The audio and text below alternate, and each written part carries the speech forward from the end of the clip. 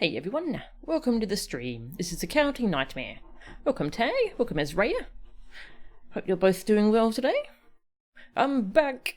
Yeah, I've been sick, but today I'm back to continue Ace Attorney investigations.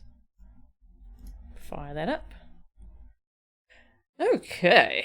God, what were we even up to last time? So we're in case 5, the final case. We're in the middle of it somewhere. Middle part 2. Alright, I guess we'll go through our evidence and profiles and remember what's going on.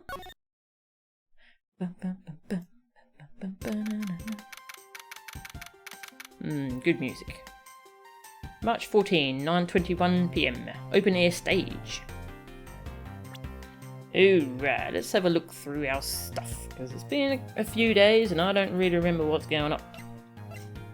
Alright, hang on. Okay. Right, so we're at the embassies of, what were the countries' names again? Babao and Alabast. So there was an incident in both offices. It seems like they're around the same time. So I assume these incidences are connected, but we don't really know how. Alright, so in the Babao embassy, Manny Cochin was stabbed with a knife. And poor Kay was accused of the crime, but we've mostly cleared her name. And the knife he was stabbed in came from the other office. The Alabastian office. I don't know how it got there. And over in the Alabastian office, this guy was, he was bludgeoned, wasn't he? Bludgeoned to death. By a statue that no one is supposed to touch. And it seems like the statue might have came from Babao. So somehow things got swapped around and and Larry was accused of that crime. And we're trying to clear his name. He was dressed up as a steel samurai for hilarious reasons. Yeah. Let's just play the video game. God, this music's great. I've left the Damas 2 investigation to Francisco and returned to Babao. I suppose my first order of business should be to look into Babao's statue. Mr. Edgeworth! So, Kay, what's the situation? Oh, it's great! Investigating is so much fun!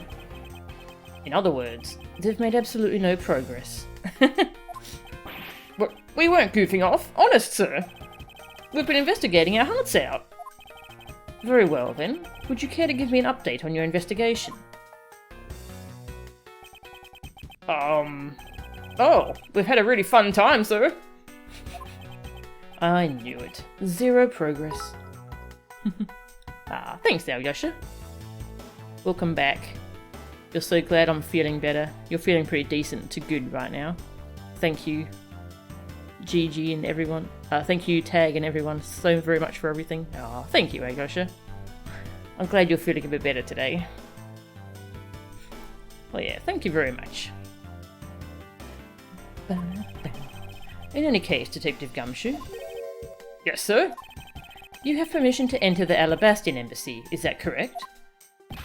Yep. As a local detective, I'm helping out with investigations on both sides, sir. Good. In that case, I can leave these pieces of evidence with you. They belong to the lady under the Pink Princess's mask. The Pink Princess? What kind of lady was playing her, sir? The kind that was also playing the role of the Pink Badger yesterday. Oh! Understood, sir. It's Wendy, old bag. If I happen to run into her, I'll give them back to her. Oh, and if I don't, then I guess I'll unload them somewhere. He doesn't seem all that enthused to go find her, but I can't blame him. Evidence that has lost their value given to Detective Gumshoe. That's good. Wow, we're clearing out our evidence. That's cool. I wish the games would do this more often. Just clean up your evidence a bit. We still have a lot though. A lot of evidence still. Now then, I don't believe I'll be needing this anymore either. What? Are you really going to throw that autograph away? Yes, because that Steel Samurai was a fake. Steel Samurai's autograph scrunched up into a ball and disposed of. Yeah, that autograph was given to Edgeworth by Larry. So he doesn't particularly like it anymore. Wait, what? What do you mean by fake? Now then, I believe it's time for a little housekeeping. Unnecessary evidence has been removed. Remaining evidence has been rearranged. Huh?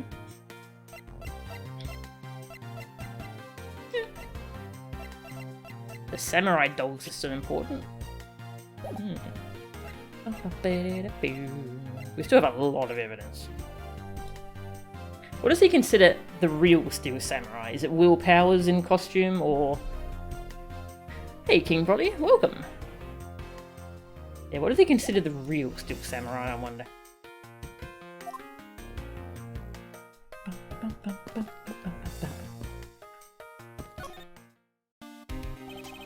Mr. Edgeworth! You look like you're enjoying yourself, Detective. Well, I don't have much else that I enjoy as much as a good investigation, sir. So, what did you find out? Ah, well...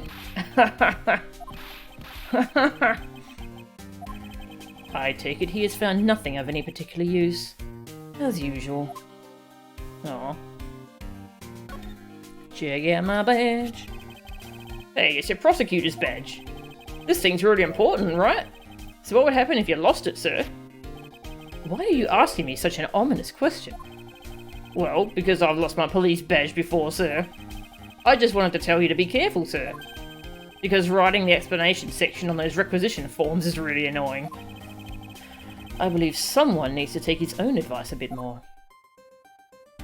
Alright, what else can we show him? Statue? What do you notice about this piece of evidence, Detective? Well, I don't really sense anything special about it, but the Embassy is a different story. I see. I'm not really sensing anything special from you either, sir. Well, I'm sensing a special look at your monthly salary, Detective. I think we've seen most of this dialogue. Hey, samurai dogs. Wow, those look really good, sir. Can I have one? Don't you dare line your stomach with the evidence. Come to think of it, the dog Detective Gumshoe takes care of just up and ate a samurai dog earlier as well. Poor little dog, slowly coming to resemble his handler. Oh.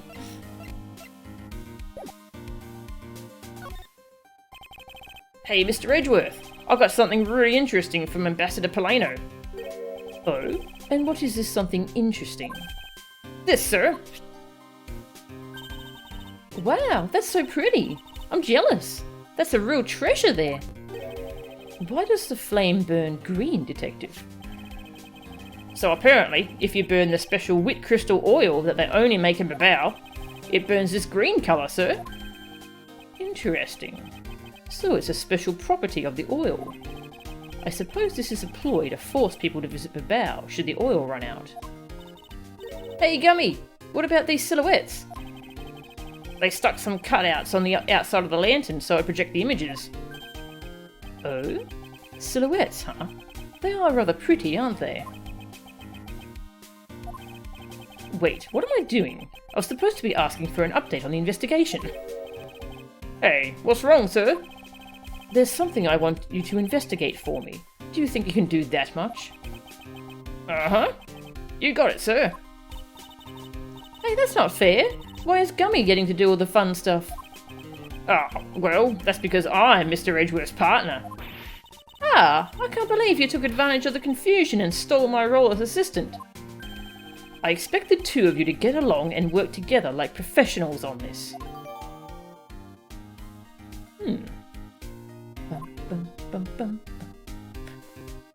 Yeah. Let's have a look at this lantern. It runs on wit crystal oil, which burns green. It's a Babyliss souvenir. Yeah.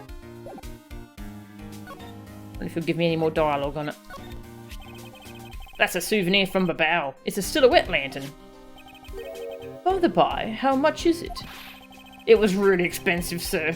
About as expensive as my coat. Oh, I see. So it's about the average price of a cheap souvenir. Ouch, sir!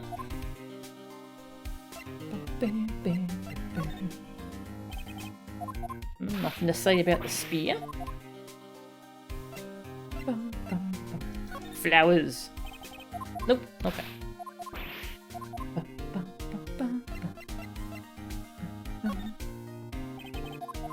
Alright, don't think there's much else to show him.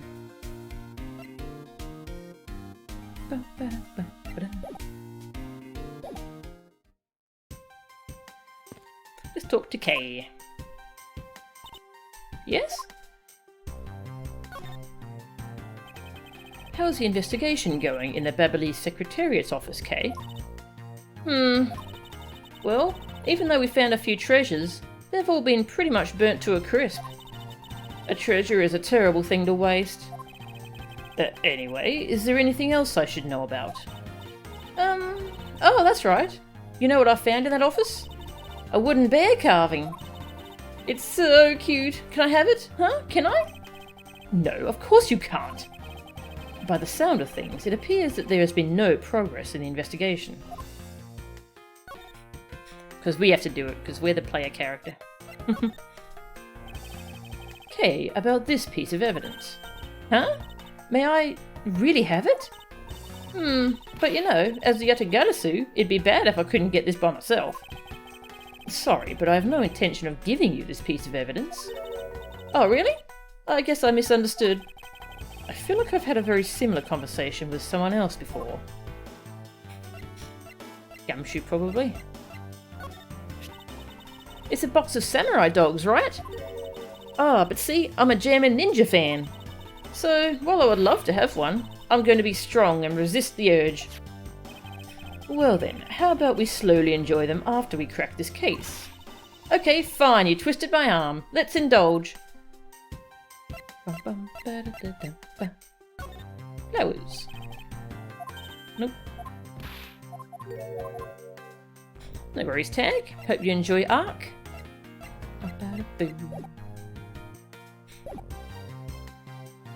Yeah, let's have a look around. It would appear that the stage is also scheduled to be renovated. You know, I would love to perform on a stage like this. Something like the Greatest Great Thief Show.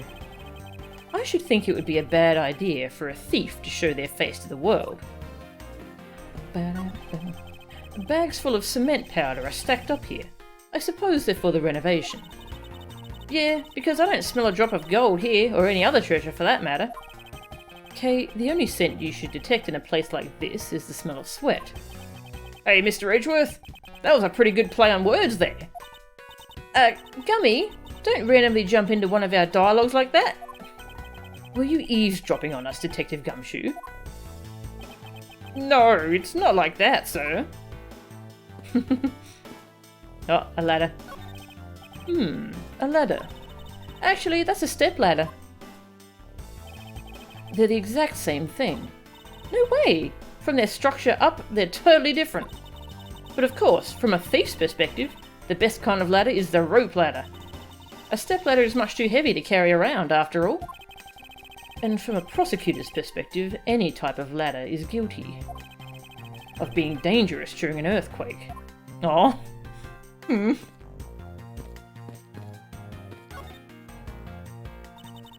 Hey, do you detect the scent of treasure coming from this bush?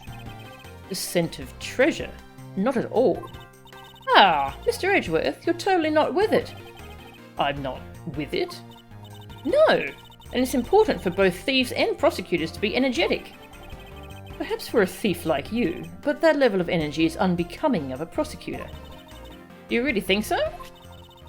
That prosecutor we met at the Gatewater Land seemed to be pretty active. Well, he's not a prosecutor anymore. See how everything just naturally balances out?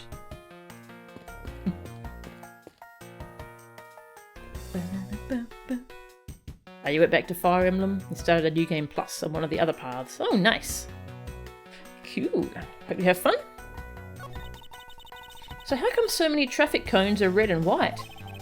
That's because they're highly visible from a great distance. Oh, is that why?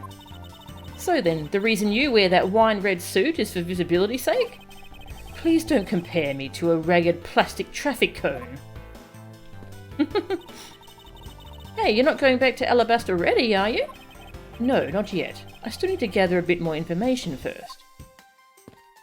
Ah, okay. I was just trying to walk past Gumshoe. This bush looks like the perfect place to hide some sort of treasure, you know? Ah, but there is no treasure inside those things. Oh, too bad. But we do have a lot of treasures back in Babel. Sounds great. I'll be sure to pay you guys a visit sometime for a 5-finger discount. Sure. We welcome you anytime. Are you sure you really want to invite a thief into your country with open arms? Use the perk of New Game Plus to get your 3 favourite party members from Black Eagle back. Ah, that's cool. So you can mess around with your party makeup a bit more on New Game Plus, can you? That's cool. Just looking at these scaffolds makes me want to climb them. I recommend that you do not try. There was a fire burning here until not too long ago. Yeah, but I think enough time has passed, so it should be alright. Thief Child says, if there is a height to be scaled, then scale it you must. She's taking cues from Lang now. Starting from Thief Child, would you care to explain what you just said?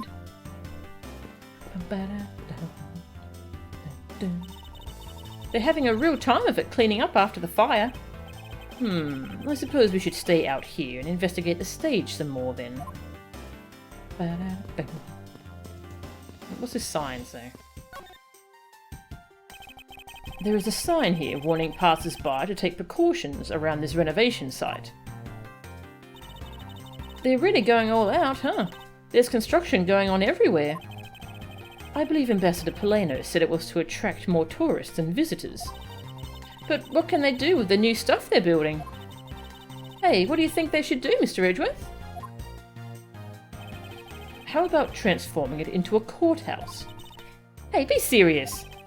But I was being serious. Save. Levels get reset, but you can use points you earned from doing side quests to raise them back without training. Ah, okay. That seems pretty cool. Oh yeah, you said Diabetes gave me a shout out on his stream today. What did he say?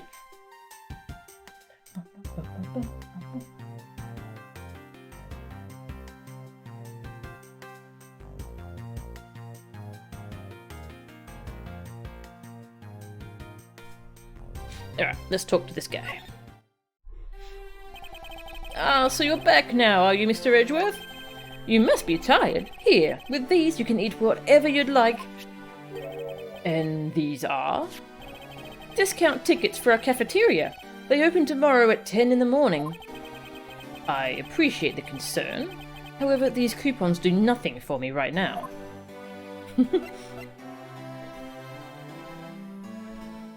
Ah, cool. Thanks, Ezraya. That's awesome. That's cool. What have I shown him? I'm sure I've shown him the badge at some point.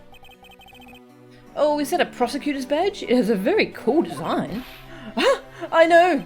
We should start selling items like this as souvenirs in Babao. The tourists will go absolutely nuts over them. Please don't compare a proud symbol of my profession to a cheap souvenir. Ask him about the lantern. Babley's ink consists mostly of wet crystal oil. When lit, the oil in the ink burns a bright yellow-green. It makes for a great science experiment. Here, give it a try with this.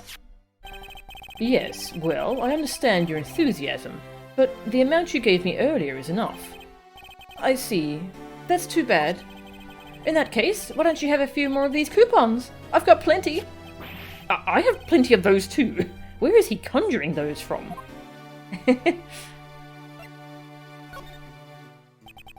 Ambassador Polano, I was wondering if you might have some thoughts on this. I think that you would know more about the case than I. So let me make it up to you for not knowing anything about that with these coupons! Thank you, however, I feel I must decline. He's so happy. Ink. Alright, Alright, same as before. Counterfeit bills. I can't believe that Babley's ink was being used in such an evil scheme. And if people were to find out, that would really tarnish the global image of Babel. Oh, this is really bad. Really, really bad. Oh, Babel's in a bind now. Huh. Is it just me, or do his words not match his facial expressions? Flowers! Okay.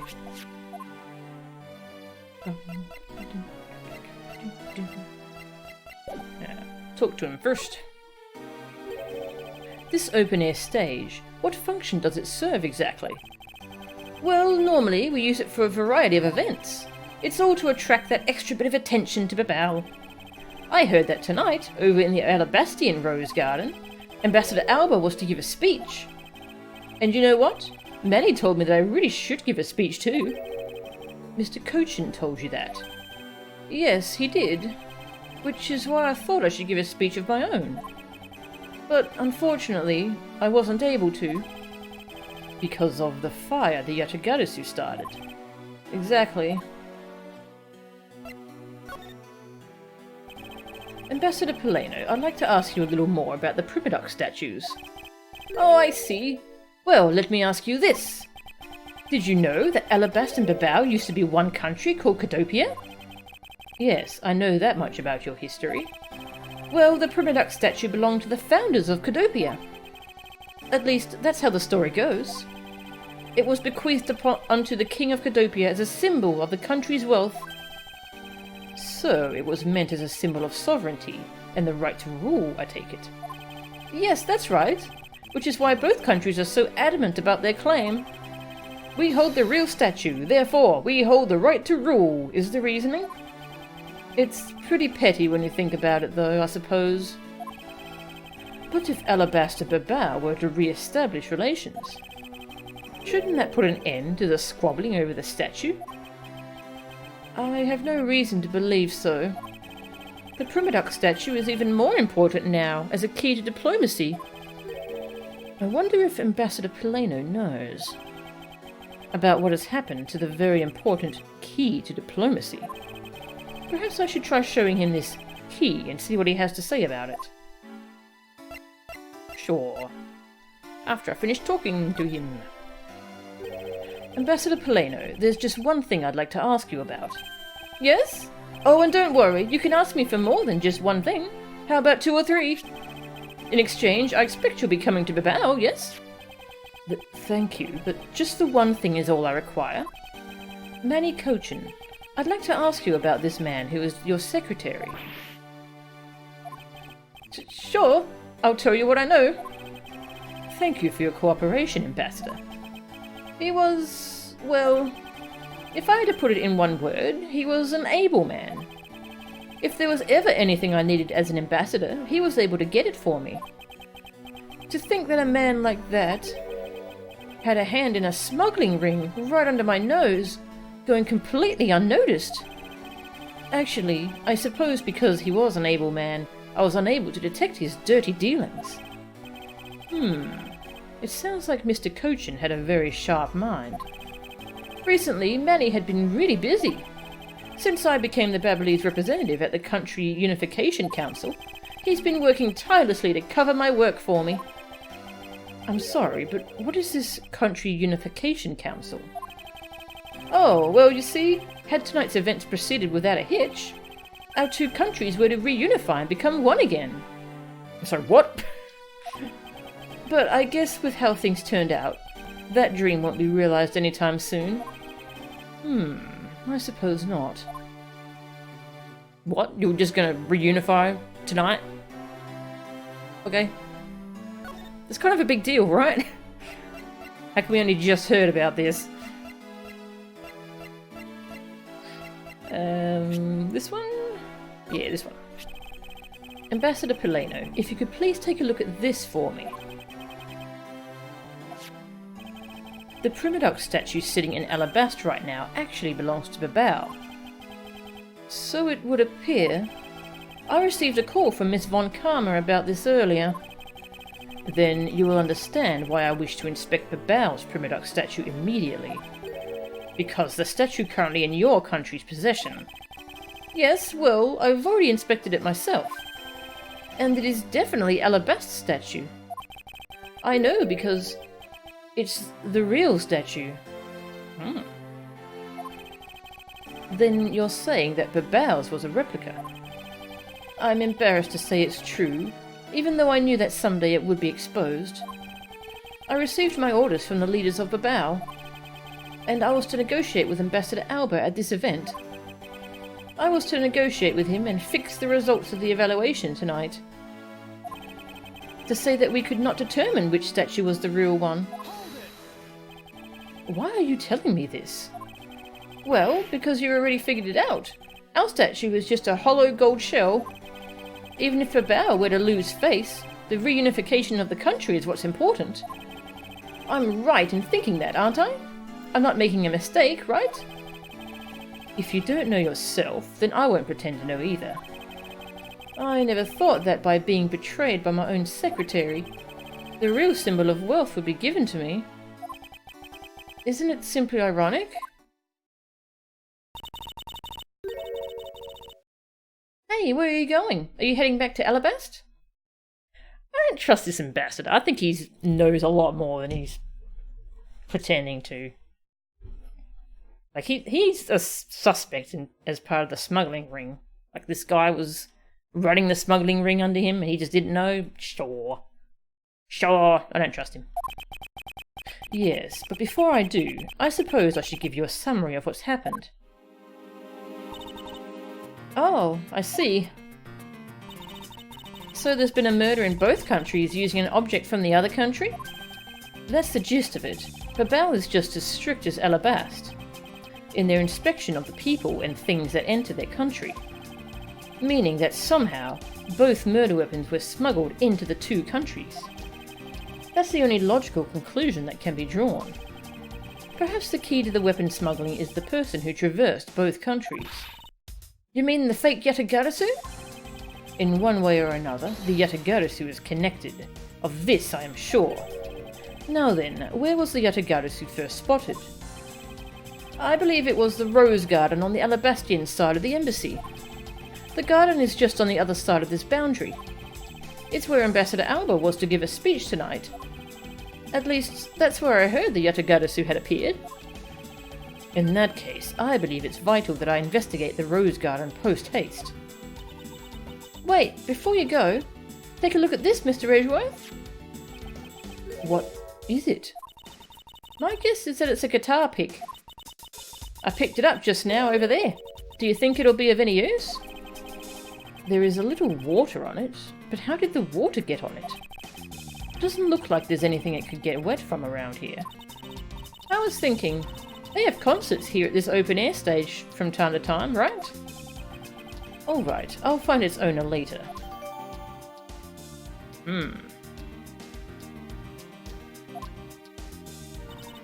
Oh yeah, there's one more thing. Mr. Edgeworth, would you be willing to hold on to this? What is this? It's misused perfume. It's the bottle that woman left behind, and that I found 7 years ago. I thought that one day it'd be of some use in tracking her down. So I kept it safe all this time. Thank you. I'd be honoured to hold on to it for you.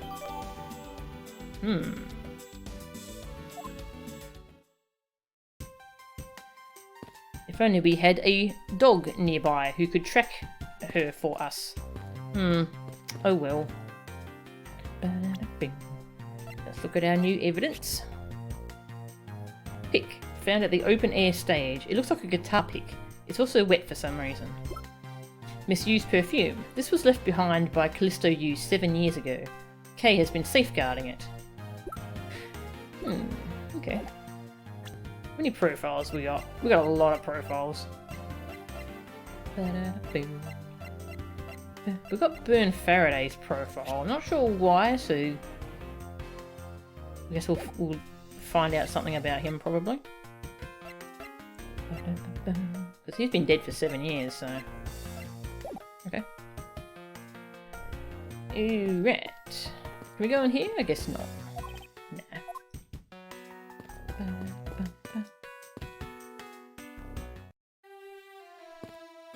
Hello. It's the national flag of the bow, and it features the country's butterfly crest. Using a butterfly as a national symbol just makes the bow seem so cute. It goes along perfectly with Ambassador Poleno's smiling face. And what about the flower of alabaster? Well, by the looks of Ambassador Alba, it almost seems like the poor flower needs to be awarded. I suppose an ambassador is the face of a country, but Kay is being too literal about it. Oh, I want to talk to that guy. Anyway. There we go. Welcome back, Mr. Edgeworth. Please accept these, courtesy of Ambassador Poleno. That's all right. I appreciate the sentiment. However, I must decline.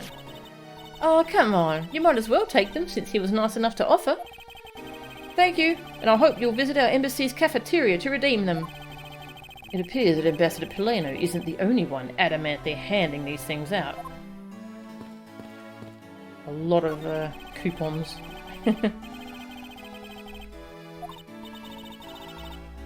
Hey, I see Ambassador Poleno out there. He's carrying wood planks for the renovations himself. Very commendable. 1, 2, 3, 4. He's carrying 4 of them? Wow! He may not look it, but I guess Ambassador Poleno has got some real muscles. Perhaps a bit of physical strength is required to be the ambassador of a country. I accidentally hit the button to advance that text too early. Looks like we might have some new text from looking around here though. Global Studios. That's where they filmed the Steel Samurai television show. They've been producing hit after hit recently, so the studio is being remodelled. Oh, I read about that in the papers the other day. That mascot of theirs is also getting a facelift too, right? What's its name? You mean Mrs. Monkey? Yeah, I thought it was something like that. You really have a great memory. Ha! Never underestimate my powers of recollection. Okay, we have seen that dialogue. Anything new here? Still samurai videos. Aren't they worried that if they leave the tapes out on the table like that, the Yatagarasu will make off with them? I honestly doubt the Yatagarasu would want to steal samurai videotapes. Ah, but that's where you're wrong. The fake Yatagarasu may not want to steal them. But you never know with the real Yatagarasu. Please stop eyeing the tapes with that look of want in your eyes, Kay.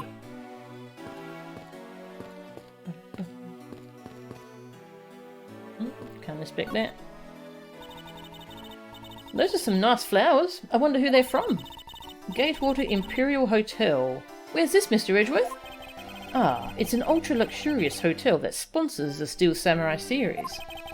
I've been there once to investigate a case. Oh? So what kind of case was it? I believe it was related to the Nickel Samurai and the German Ninja. Oh, I remember reading about that. You must be the head of Steel Samurai Affairs down at the prosecutor's office, huh? I should think that even you can figure that such an office does not exist, Kay. I can see the courtyard and the Alabastian embassy through this window. It's a really stately and pretty embassy, isn't it? Especially that chimney. Just looking at it makes me want to use it to sneak my way in. Kind of like how Santa does it. Hey, are you alright? What's wrong, Mr. Edgeworth? I'm beginning to think that you may have what it takes to become a royal troublemaker. Very good. It's the national flag of Alabast, and it features the country's flower crest. Comparing the knife to the crest, it's apparent the knife was extremely well crafted. Yeah, every detail of the flower is there on the knife handle's flower. In my professional opinion, this knife is worth quite a bit of money. Okay, that's a very valuable piece of evidence. I know that. You're going to use this to find and steal the truth, right? I suppose you could put it that way. Now then, let's continue investigating. I wonder if we can go in here. Nope. Okay. We saw the show just beyond these doors, but it's been quite a number of hours now. Mr. Edgeworth, have I ever told you that you talk like an old fogey? I was merely reminiscing. Is that such a crime?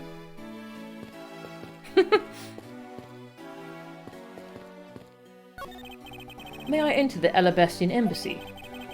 If it's only you, then yes. Why won't you guys let me in? I'm just following the rules, madam, so I'd appreciate it if you would cooperate. Well then, I guess I have no choice but to climb over the wall from the Babalese side. Okay, please don't run off and do any more dangerous things tonight. It was just a joke, Mr. Edgeworth, a joke. Don't tell me that after my heart skipped a beat. Is there anything to talk about her with here before we leave? Nope, okay. Yeah, sorry, Kay. I think I'll be returning to the investigation in Alabas now, but... I know. I'll go back to Babao and do some more investigating there.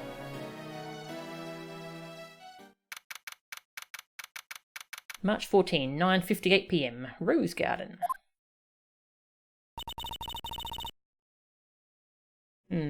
This gonna be Francisca? I see you're back, Miles Edgeworth. Yeah. How are things in Babao? Although I can't really say I expect much from Scruffy and that girl. The investigation into Manny Cochin's death hasn't really progressed any. However, the investigation into the Yatagarasu has. Ah yes, the Yatagarasu. Even now, I find it hard to believe. A person who can freely traverse between the two countries at will? Preposterous! Well, that's what I came here to investigate.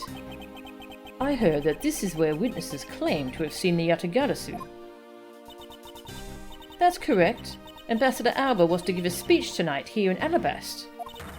And that's when the Yatagarasu appeared. The shadow of the mysterious thief appeared, and just as suddenly, it vanished. After that, there was the fire at the Babalese embassy that the Yatagarasu started. I vow that not a single feather from the Yatagarasu shall escape my diligence. Rose Garden. Let's talk to Frenny. I kind of like how you get all the different partners in this game instead of it just being one character throughout. It's kind of cool.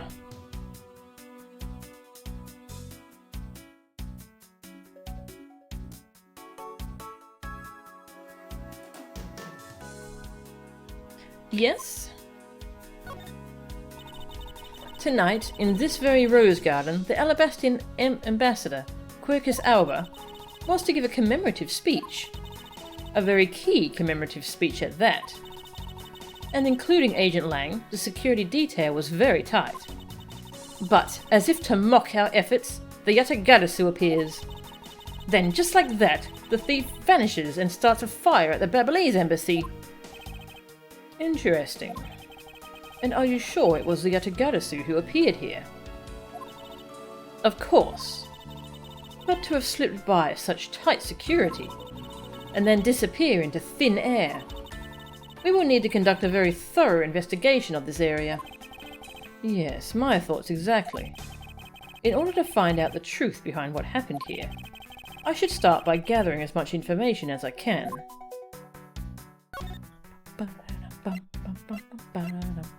Perfume, she should say something about this. No? Okay. I thought she'd like that perfume. Miss Von Karma, what do you think of this piece of evidence? Well... Okay, I think she just tells us to... Yeah. Same dialogue as before. Guitar pick. No? Okay. What you got to say about the samurai dogs? No? Oh.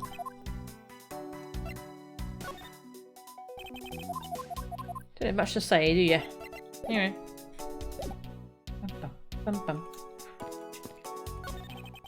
There are roses scattered on the surface of the water, creating a pleasant fragrance. It's not just for aesthetics.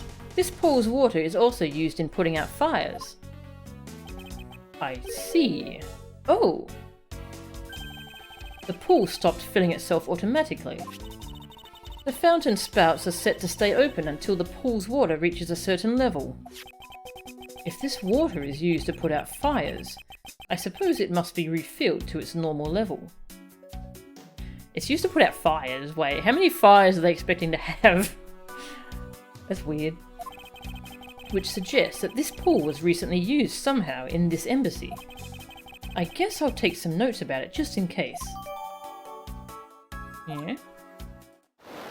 Ah! Freaking... Oh! How dare you surprise me like that? Oh, I'm sorry.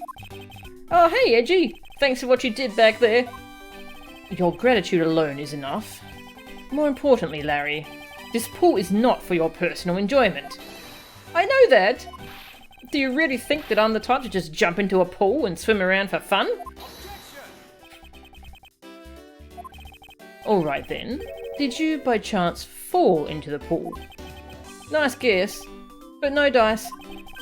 So you know my son, right, Edgy? Your son? I guess I kind of lost sight of him when I shook hands with the ambassador. Oh no. Oh no. And I'm pretty sure he was around here when I last saw him. You imbecile! How can you be so flippant at a time like this? What are you going to do if your son fell into the pool? And how old is this child of yours anyway? Huh? Oh, how old is he again? Larry, this is the first I've heard of a son. Who exactly is the mother? The mother? Oh, that chick. The Pink Princess. The Pink Princess? Miss von Karma. I was a bit confused by this man's words for a bit there. However, I believe what he is looking for is the doll of the Iron Infant. Yep, because I'm the Steel Samurai through and through, heart and soul. And the Iron Infant is my cute little son. You have given a whole new meaning to the phrase, an astounding fool. Larry, we have not seen hide nor hair of the Iron Infant. But rest assured that if we should find him, we'll let you know. Now get out of there. Sounds good. In that case, I'll go search over there. Hey, wait! Well, it's not as if he'll get very far swimming around in that pool. And though he's unrelated to the murders, he sure knows how to cause a lot of trouble. Wow. 428 Shibuya Scramble has an option that you're talking about. Which option was that, sorry? I've forgotten what I was talking about. I kind of just talk and then I forget what I was saying. It would appear that this pool served its function tonight as an emergency water reservoir. The pool even refills itself to the preset water level. And when the planets align, a Steel Samurai appears from its depths.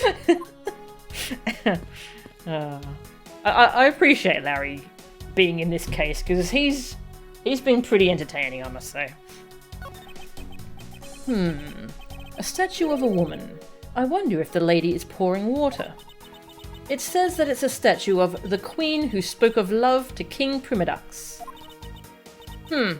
Well, Miles Edgeworth, it seems that you are lousy at reading a woman's heart.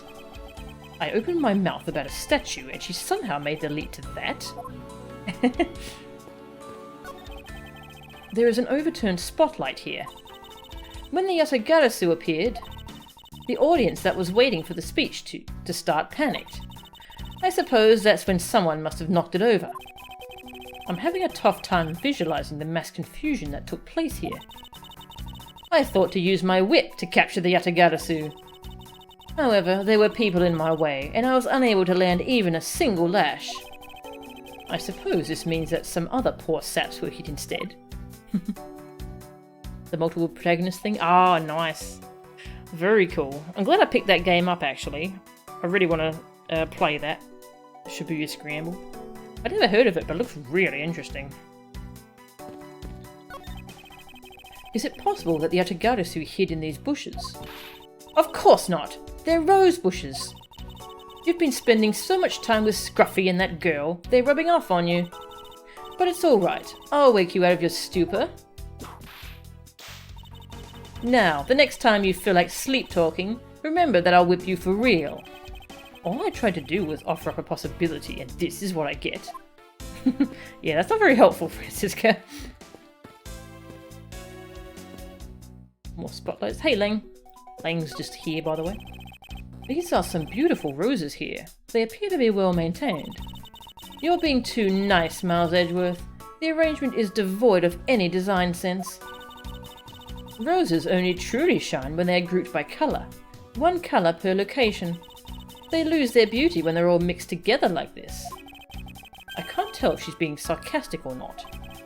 On second thought, there's a rather serious look on her face. I'd better leave it be. They should really rethink the proper balance of these roses. Of all the people to comment on the proper balance of things. There is an overturned spotlight here. Same dialogue. Okay.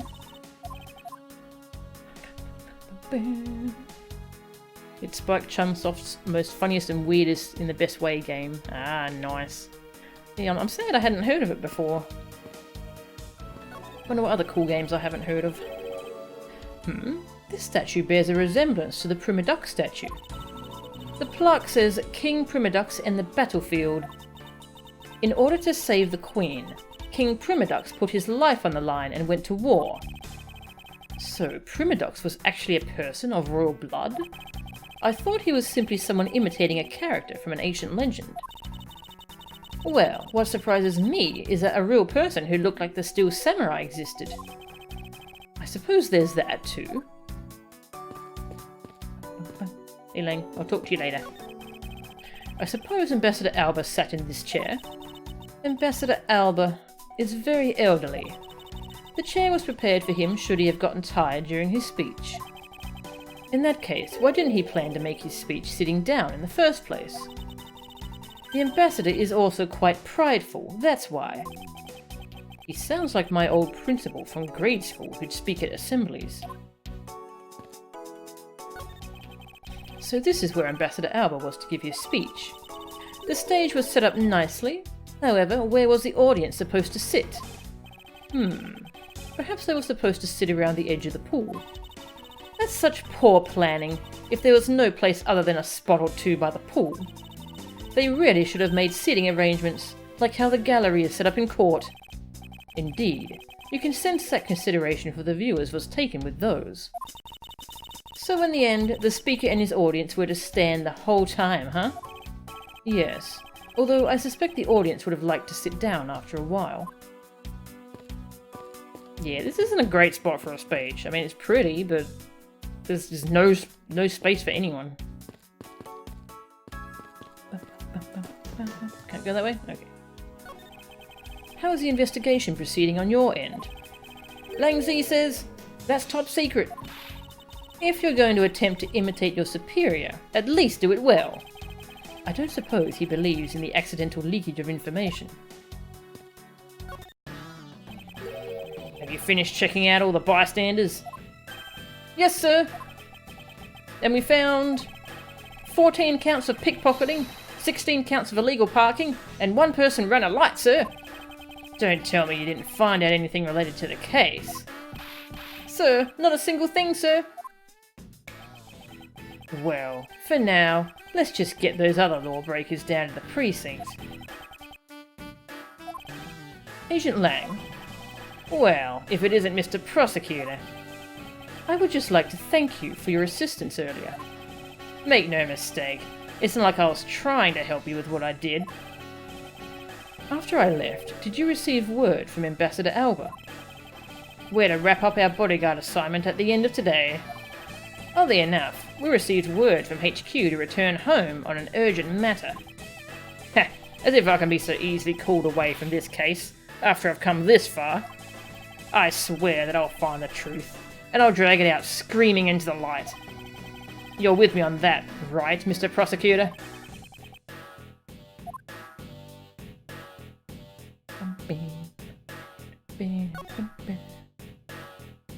Got anything new to say about my badge? Langzy says, there is no value in trusting those who bear this mark. Let me fill you in on what I hate the most in this world. People who go around showing off that badge. Sorry, but that's one opinion I'm never going to budge on. He did not like the badge. He's not a fan of the badge. Fountain spouts, part of the rose garden pool. Auto-refuels the water when the water level is too low. Agent Lang, I'd like to ask your opinion on this piece of evidence. Are you joking? You're asking for my opinion? Our mutual goal is to search for the truth, in which case, wouldn't cooperation be best? Lang Zi says, only cooperate with those you can trust. Sorry, but I'm not one to place my trust in you prosecutor scum so easily. I'll take that as a no.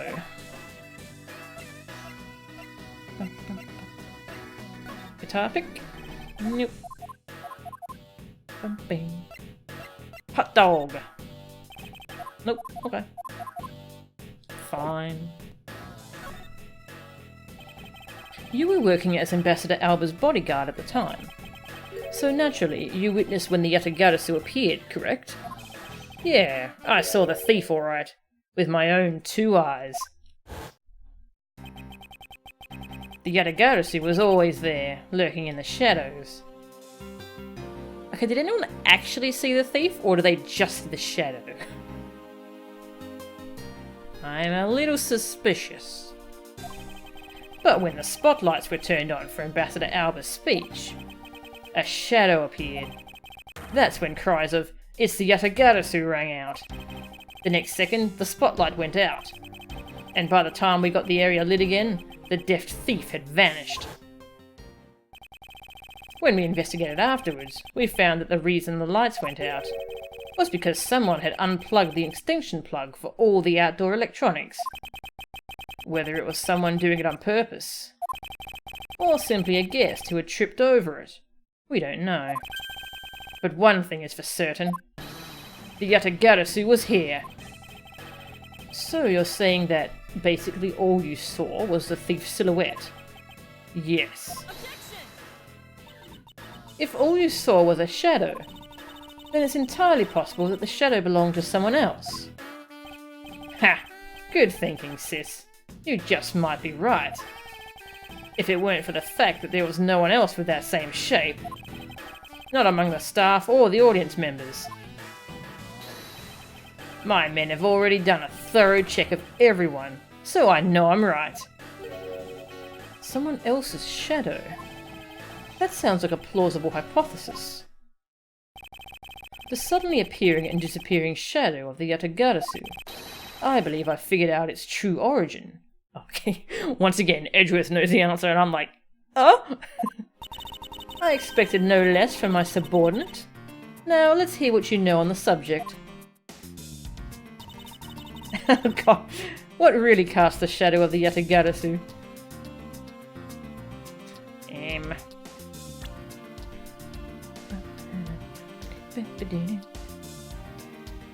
Okay, hang on, let's think.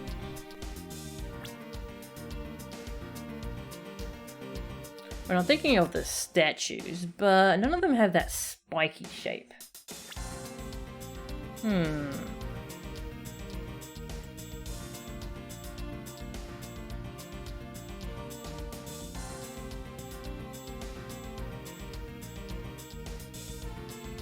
That's a very spiky shape.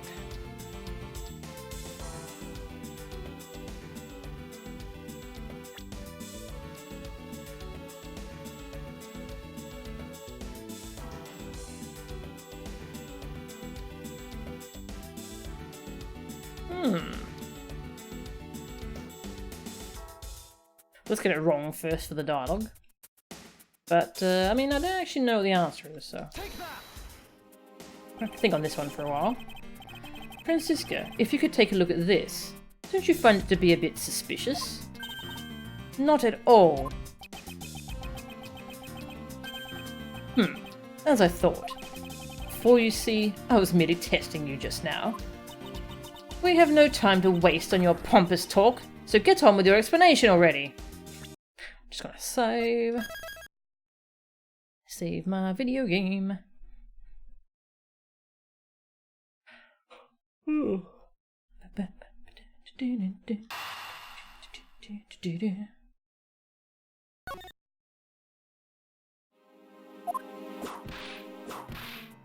Oh god.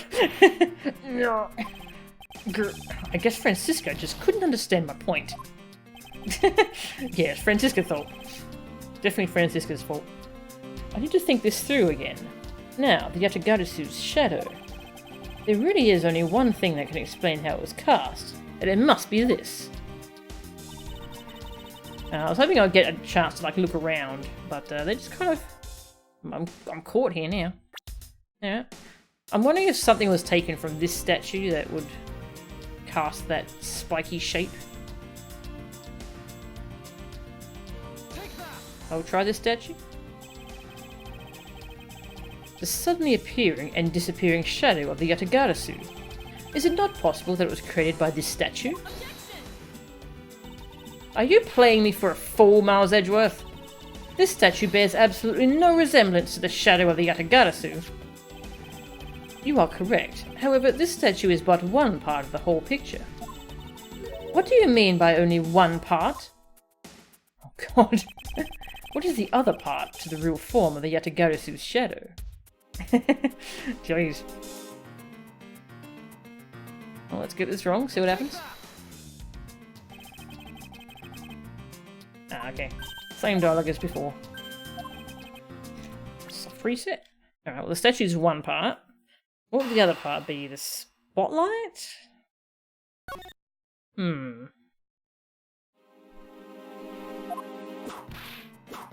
Hey Cookies Forever, how are ya? Welcome. I have to figure out what casts this shadow, and it's kind of tough.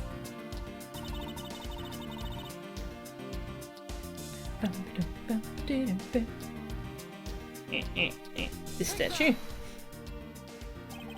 Take that.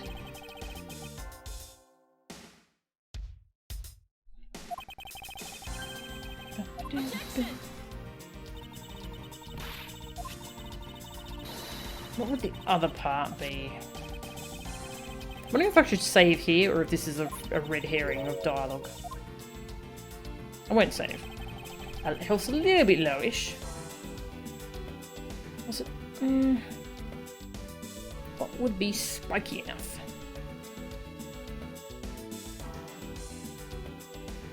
I don't really see anything that would be spiky enough.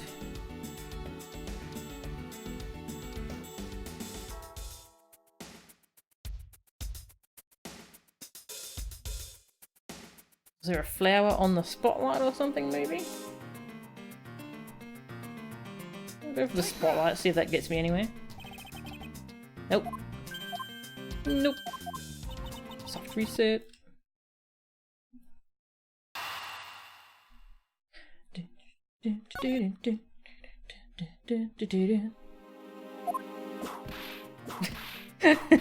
Poor Edgeworth.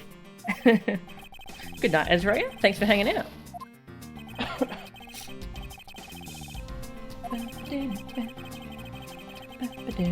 I'm going to try selecting this statue to see if this also gets the same dialogue. Oh, this gets the same dialogue. Interesting. Really, really interesting.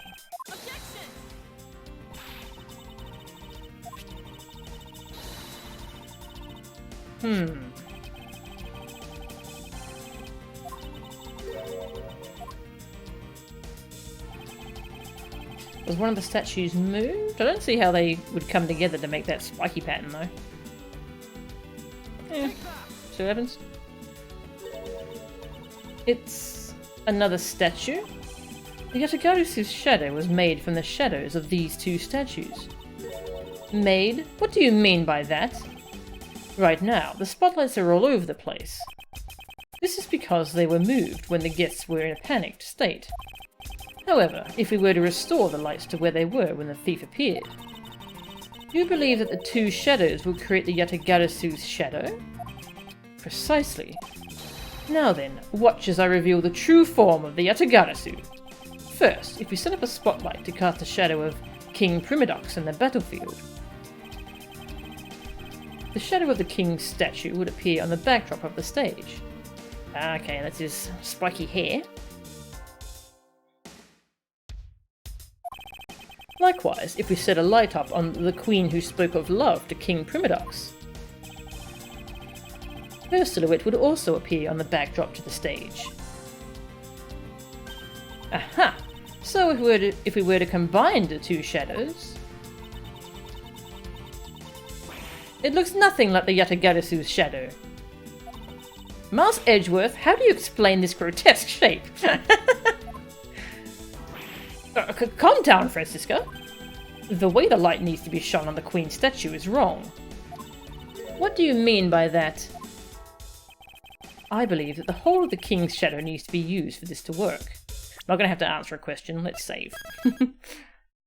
Save my game.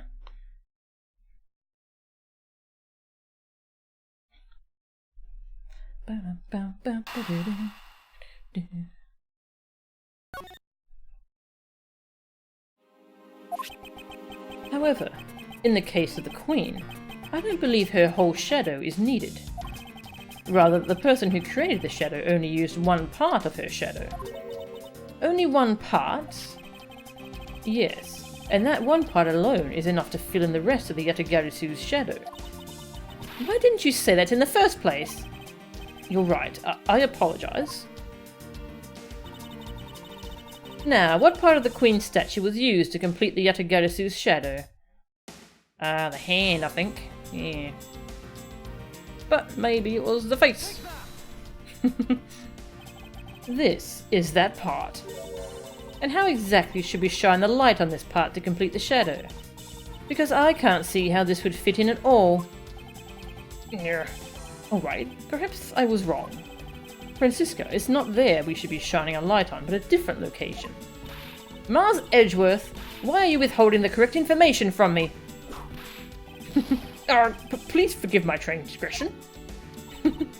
Very well, just don't mess up again. Get my health back. This is a tricky one. But yeah, I assume it's the hand. That's the only place I can think of to get that spiky shape from. And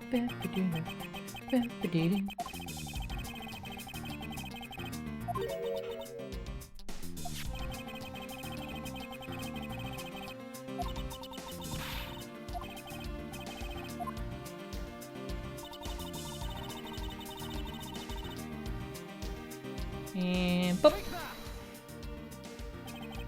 Think back to what is missing in our shadow. 5 long, thin areas, correct? Now, what does that remind you of? Ah!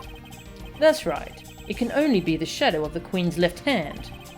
Francisca, can we please adjust the spotlight's position? So that it only shines on the Queen's left hand? Alright, let's give it a try and see what we get. Bum, bum, bum. It's... Huh. Yeah, this is exactly like the shadow I saw. The culprit must have changed the spotlight's positioning beforehand, and then pulled the plug after people saw what the culprit wanted them to see. In their panic, the guests must have moved the spotlights around, which we can assume was also a part of the culprit's plan. By the time the lights came back on, the Yatagarasu's shadow had vanished, which means that the shadow was a construct from the very beginning. So you see, the Yatagarasu never did visit Alabast tonight. The only country that the thief visited was Babao, although it can be assumed that the Yatagarasu had an accomplice in Alabast. An accomplice? But who? I haven't figured that out yet, but I assume it was the person who set up the shadow show. I sense that the biggest clue yet to solving this case is the existence of this accomplice.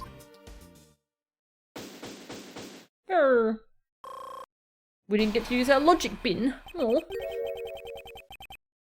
How's the investigation going? Ah. Detective Bad, have you come to join us in investigating the Yatagarasu? I've left the murder in Agent Lang's charge. And my only target, from the very beginning, is the Yatagarasu. So yes.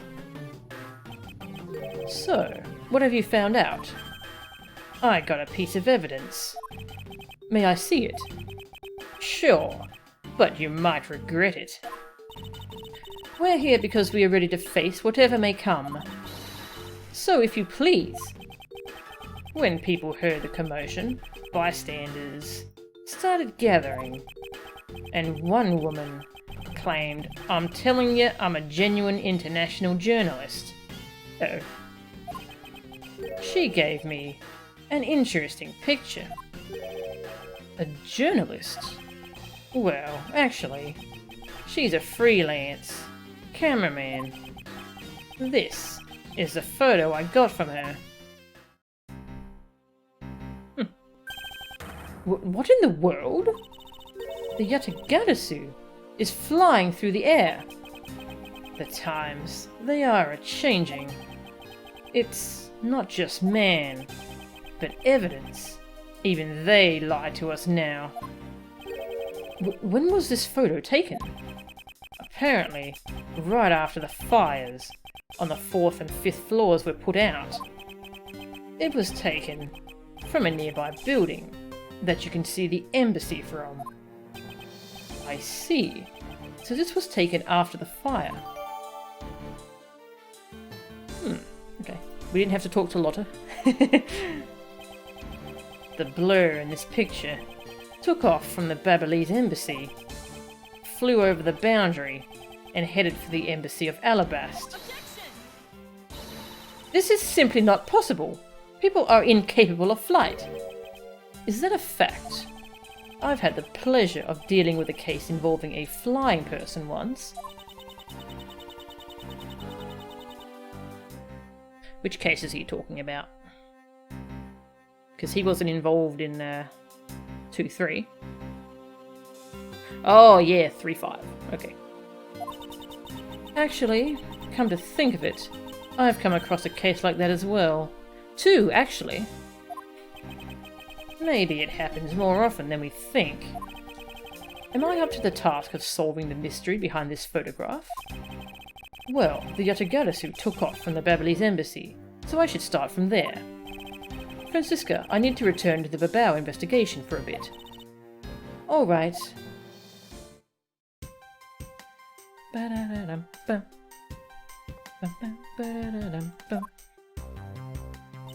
Yes? I wonder what that photo earlier was all about. Indeed, that photo certainly was interesting. I believe this necessitates a need to investigate the Babylonis embassy some more. I suppose we have no choice if we are to conduct the perfect investigation. I suppose so. I will have to pass through the Theatrum Neutralis to reach the Babylonis embassy. Photo of Yatagarasu, taken from a building nearby at the moment of border crossing during the fire. This is simply not possible. People are incapable of flight. Well, I had the pleasure of dealing with a case involving a flying person once. Actually, come to think of it, I've come across a case like that as well. 2, actually. Oh, thought we'd get some new dialogue, but no. Yeah, but no.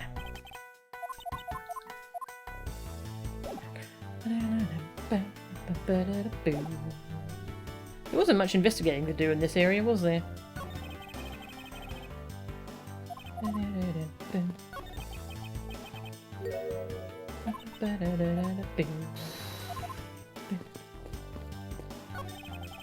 So, the Yatagarasu was just a shadow.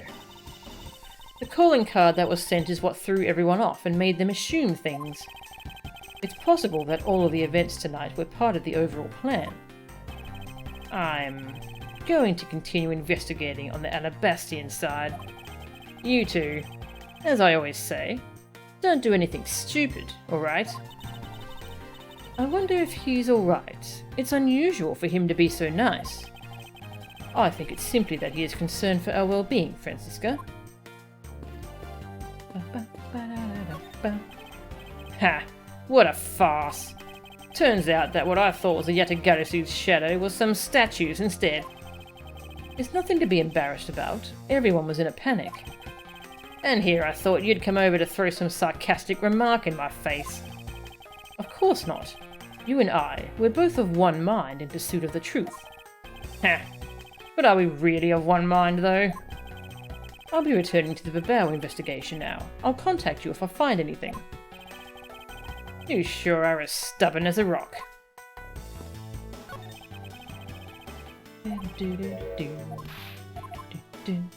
Yeah. Bye. I'll continue investigating on this side of the building. Alright, I'm counting on you. And Kay's break. Yep, here she is. Welcome back, Mr. Edgeworth. Now come on, let's get back to our investigation. Yes, let's.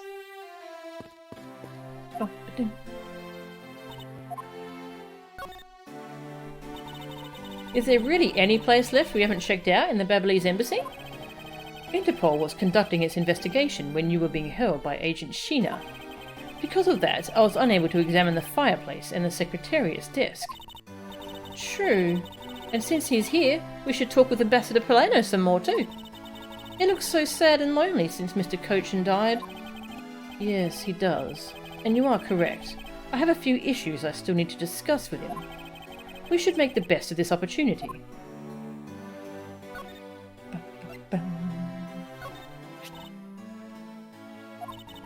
I've only got one thing to say to this.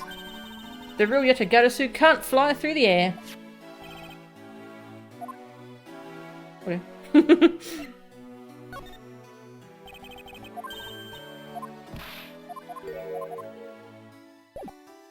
Alright, let's go have a look.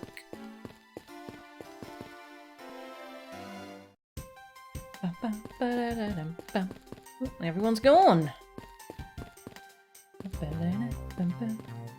Is this dialogue different now that Gumshoe isn't here?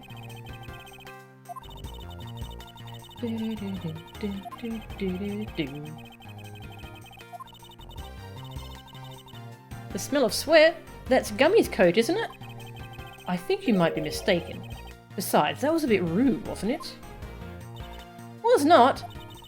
I was trying to say that Gummy is a really hard worker. The fact that you took my sentence completely the wrong way makes you rude.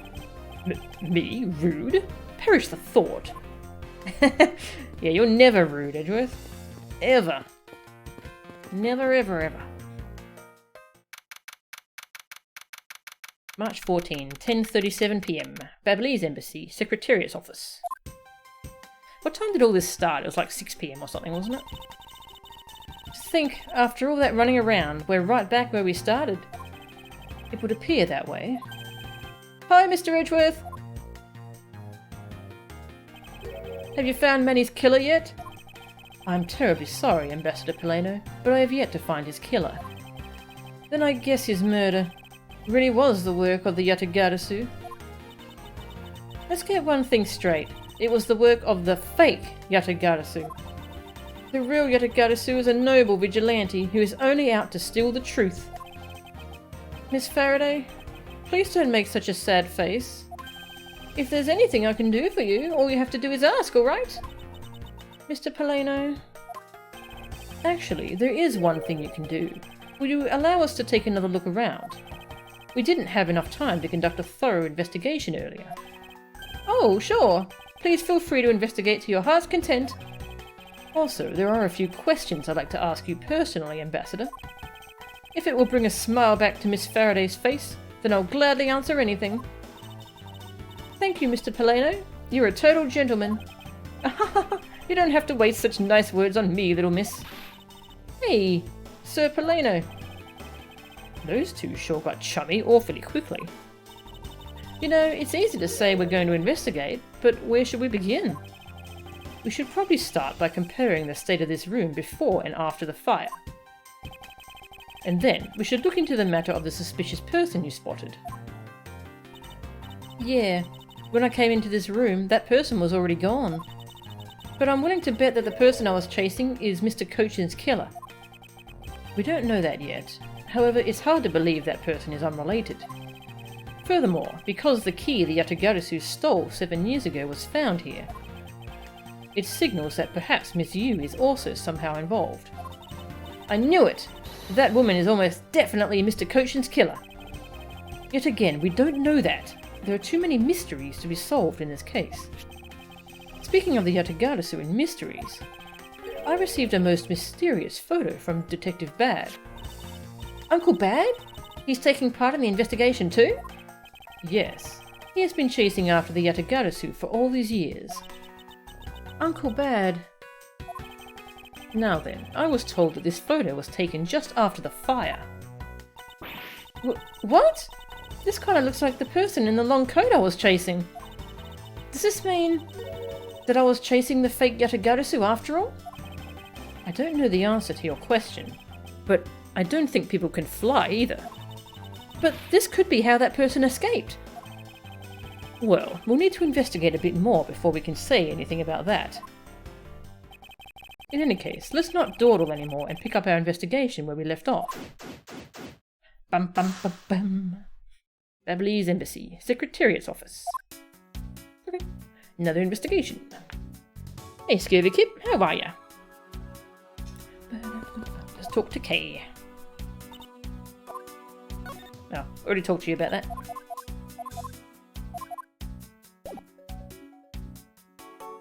Alright, can I inspect this now? So, this is the real Prima Doc statue. This is really valuable, right? That's what they say. Kay, you're not seriously considering the theft of this statue, are you? No way, Mr. Edgeworth. I wasn't thinking about anything like that. I was just calculating in my head how much the statue is worth. That sounds mighty suspicious to me. Hey Shizzle, how are ya? What'd you miss? So what's actually happened? So we're kind of going back and forth between this embassy and the other one. We investigated that mysterious shadow that appeared in the other embassy garden, and we figured out it was a fake. It wasn't the actual Yatagarasu. It was like a trick made with shadows. So people thought they saw the Yatagarasu there, but it was just a trick by... we're guessing there was an accomplice who set that up. Yeah, so it seems like the Yatagarasu wasn't there. But then we received this photo from Detective Bad. Bum, bum, bum, bum. Yeah, it looks like the Yatagarasu was somehow flying from one embassy to the other. And we have no idea why. Well, yeah, we don't know what's caused this. It just happened, so... Yeah, so now we're investigating this side to try and figure out how that happened. You picked up your consoles and cables today. Ah, why is that, Scurvy? Okay, what's this? It's the charred remains of a fallen ceiling fan. Oh, I've seen a few of these before. They spin around and around and play music. I believe you're thinking of a musical mobile for babies. Yes, that's it. But they're nothing alike. They're totally alike. They spin those babies right round, like a record. I see. I guess I can see how you might think that. Spin me round, baby, right round. Also, we found out that these statues, they were swapped somehow. And this is actually the real statue. It was from the other embassy, but yeah, it seems like they actually had the real statue. This ambassador knew the whole time. He doesn't know why they're swapped, though. It appears that Mr. Cochin's body has been taken in for an autopsy. The white outline is all that is left to tell the tale of his murder. Ambassador Poleno, what exactly used to be here? That used to be a stack of brand new pamphlets. But it looks like they were all burned up. I guess we'll just have to reprint them. But no matter how fast we reprint them, they always disappear so quickly. Is the Babalese tourism industry really that hot right now? Of course! Although, recently, the most popular vacation destination has been the Republic of Virginia. But we refuse to lose to them, so we've been hard at work promoting Babel. Interesting. Well, I've just recently returned from a trip to Virginia myself. Oh? And how did you like it? It was alright. I probably shouldn't bring up the fact that I was a suspect on the flight home. Okay, so where's the printer that they use for all these pamphlets? Because that's probably involved in the counterfeit operation. for the move. Oh, nice. So you are moving, Scurvy. That's good to hear.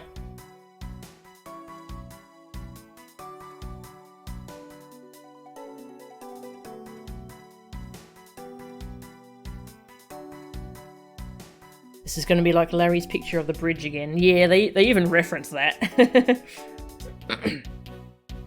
Oh, this room was on fire a while ago. Yeah, it seems like the Yatagarasu started a fire, and that happened like before everything else. So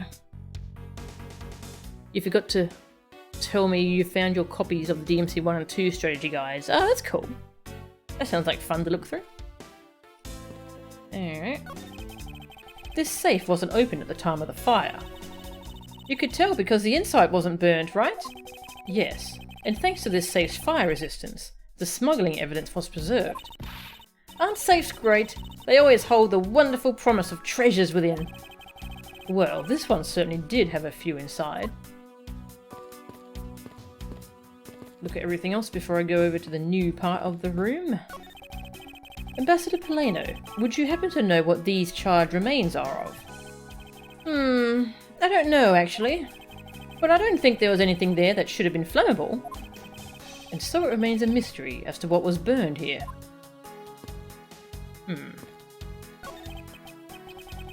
A grandfather clock. This one resembles the one in Alabast. Oh, that clock has been with us since back when we were still Cadopia. That is one big clock. Hey, does this one have a bird that pops out like a cuckoo clock? I'm sorry, but no. Oh, but I'm sure you'll love its chime. Really? It's going to be 11 soon, so maybe I'll get to hear it then. Is it that time already? Time sure flies by when I'm involved in an investigation. Oh, it's not that late. The night's only just begun. Kay, it's not good for you to stay up late, you know. Yes, Gramps. It looks like all of the souvenirs suffered some damage from the fire. I just don't believe it. Murder on top of arson? What a disgrace to the name of the Yatagarasu. The fake Yatagarasu is guilty of much more than just theft, it seems. I know, because if it were me, my first priority would have been to loot this bookshelf.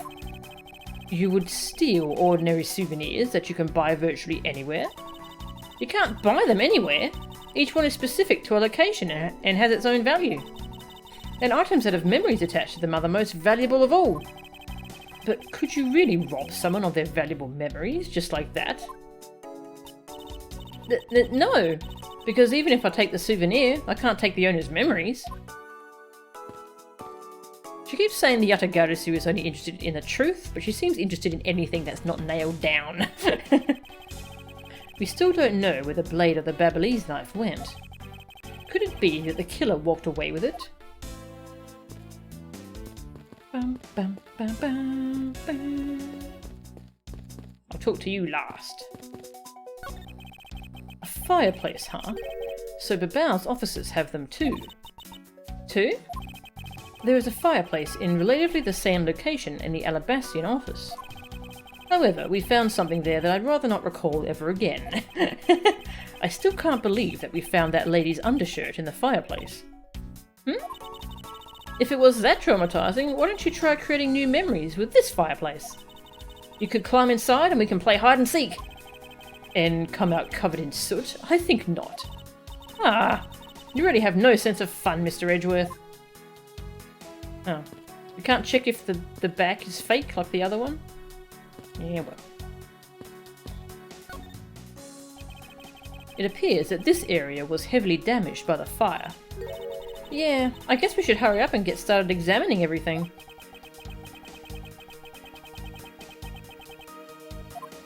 You found your Mega Drive the other day. Ooh, nice.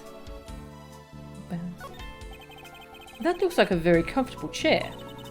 Well, it doesn't look all that broken, so why don't you try sitting in it? No, I'd better not. It's very important that we preserve the crime scene at all times. Wait, but you're always touching all sorts of things at crime scenes. That's because I'm a prosecutor, and it's a part of my job to examine things. And my job is to be a great thief, which is exactly why you are not allowed to touch anything. Dun, dun, dun, dun, dun. There is a bottle of Babyliss ink on Mr. Koshin's desk. And it looks like there's still a lot of ink left inside. The seal is unbroken, so the fire probably couldn't get into the bottle to burn up the ink. Hey, Mr. Polano, it looks like your precious Babbly's ink is all right after all. What? That's odd. Ambassador, what do you mean by that? Well, it's just that there is something strange about the ink. Would you mind elaborating on that statement for me, please? Alright, I'll have to go talk to him. I want to keep looking at this part, though. There's more to look at. So I guess embassy phones are just like normal phones, huh? Well, what did you imagine them to look like? I thought that the bowers would look like a flower, and the receiver would be a butterfly. That way, it looked like the butterfly receiver was sucking nectar from the flower base. If any country had a flower phone, it would be Alabast, don't you think? Oh, then maybe the phone I envisioned would have been from when they were Cadopia. There's really no point in asking me about something that never existed in the first place. You know what you lack, Mr. Edgeworth? Curiosity and an imagination. There is only one book left standing here. Treasures of the World. Wait, what? Let me see that!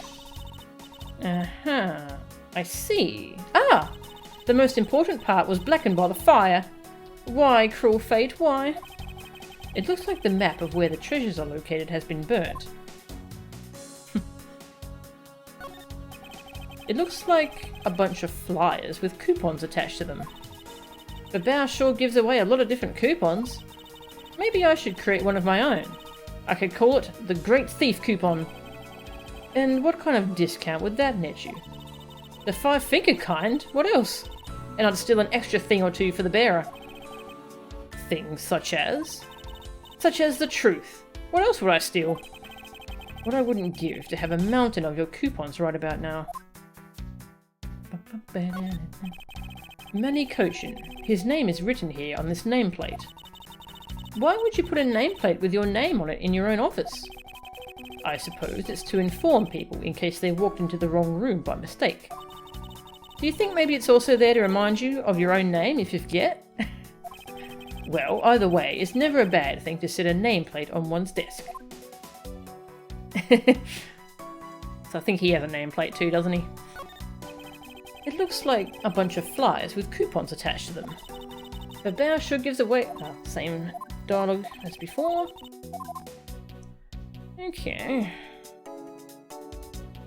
What's this? Nothing? Okay.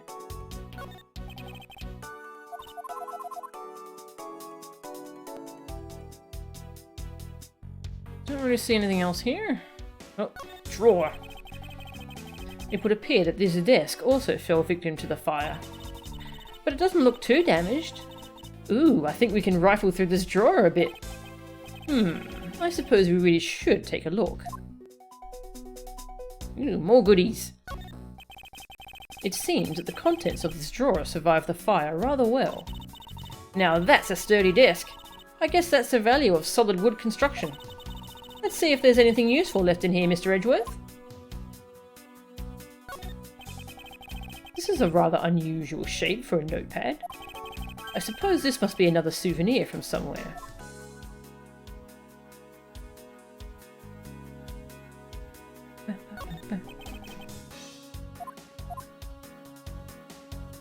Hey County Kittens, how are ya? By inspecting every nook and cranny, I have found you.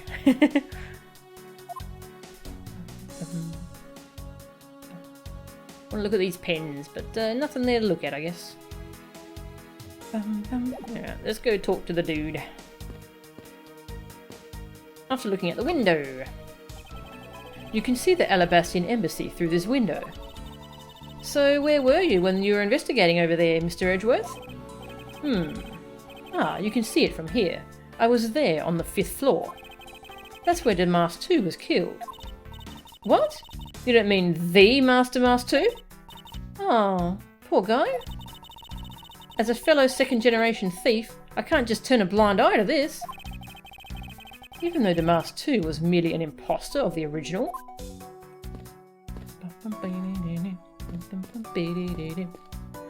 Yeah, guess I'll talk to you.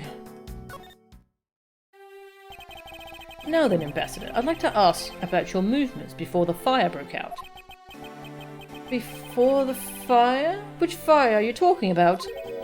Which one? There was more than one tonight? Huh?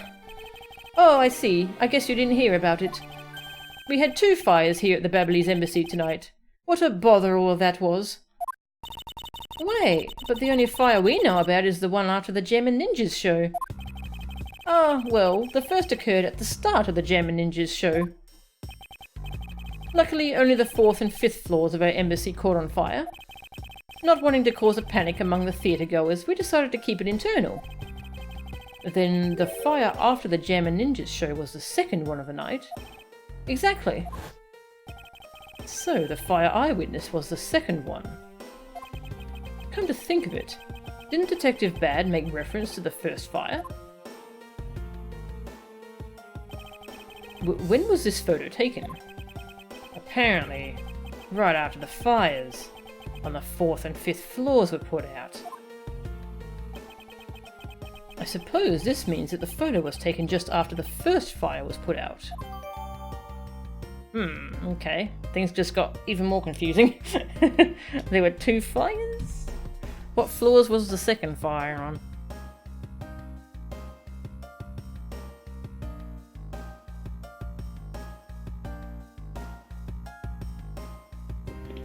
You've been playing rather a lot of 3 Houses? Ah, nice.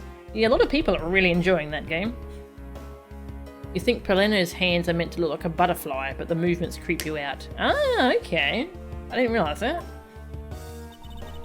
So then, what was the extent of the damage in the second fire? The second fire was contained to this floor, the third floor. I think it was leftover embers from the fire on the floors above it that caused it. That's...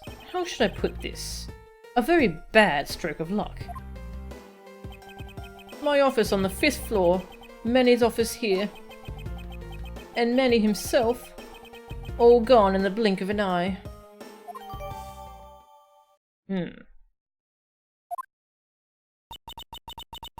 I feel so sorry for you, Mr. Poleno.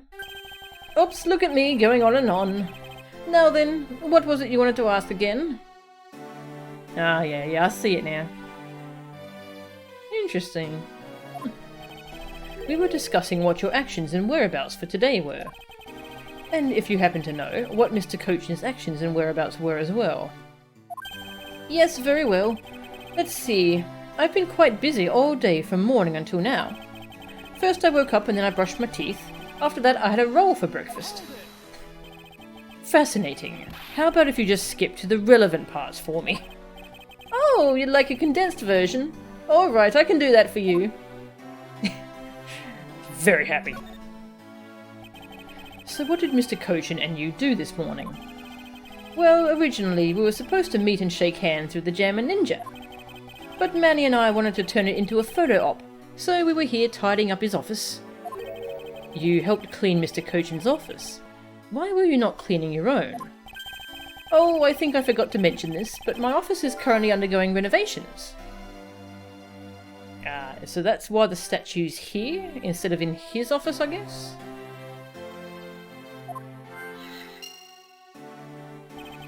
Which is why both... yeah, there we go. Which is why both the Primaduck statue and the Babbly's knife set are down here. I see. Oh, but the tidying didn't take much, really. We just burned some files we no longer needed and expired coupons in the fireplace. I bet cleaning up the fireplace must have been a real pain though, huh? About that. I kind of forgot to clean the ashes out. I guess I'm up a creek without Manny here to get angry at me. An ambassador like yourself has been on the receiving end of a secretary's anger? Oh, he was very good at being very mad. Why, even just this morning he got mad at me.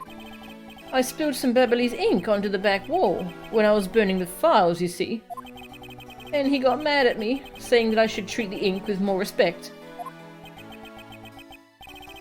Apparently, orders go up the chain of command around here. Alright, that seems important. Ambassador Poleno's testimony. That's about it for what we did this morning. Just some cleaning. Don't tell me you had no other work to do, being an ambassador and all.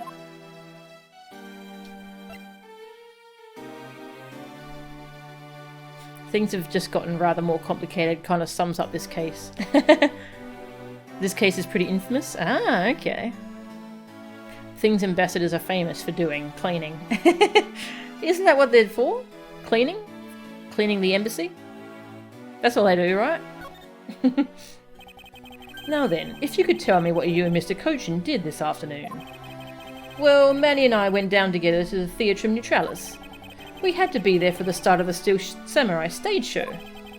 After the show started, I went back to my office on the 5th floor alone.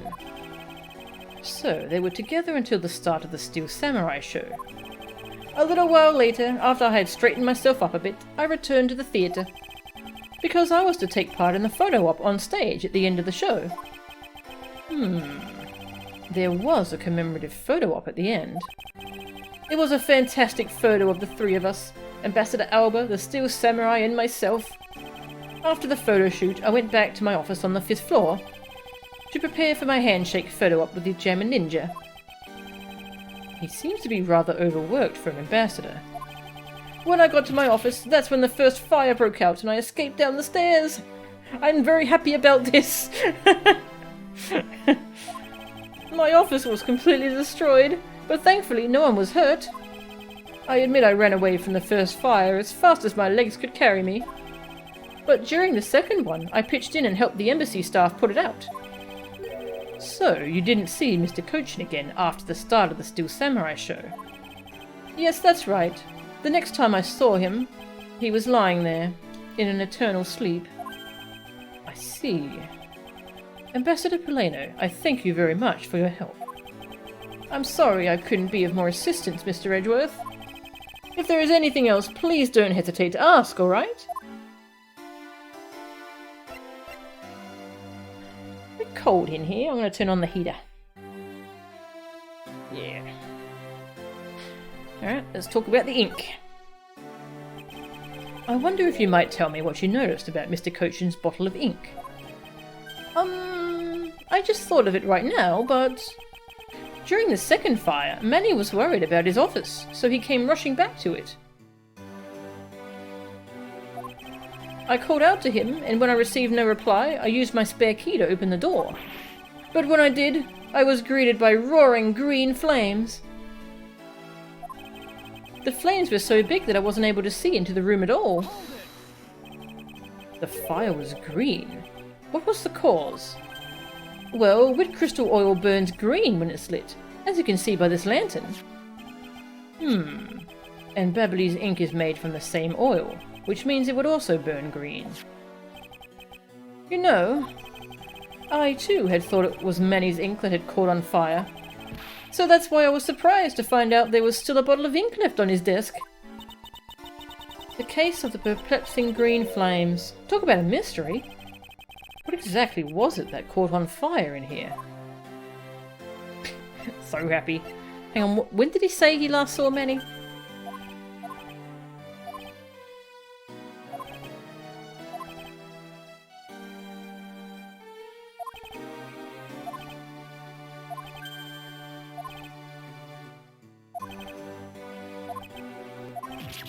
Oh, that's when the fire happened.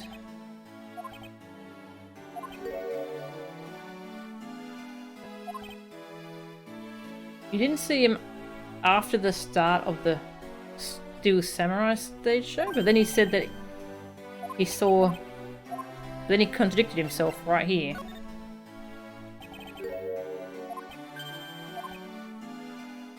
During the second fire, Manny was worried about his office, so he came rushing back to it. I called out to him.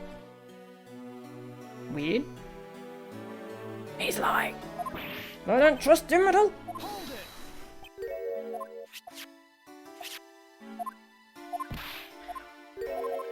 Well, let's try showing him stuff. Okay, let's see some more info on the statues. This statue resembles that hero, the Steel Samurai, don't you think? I was thinking, what would you say to changing its name to the Steel Samurai statue? It just might attract a few more tourists to our country if I did, right? I'm not sure what to think. I thought that thing was a national treasure. What about the other one? This same thing. Okay.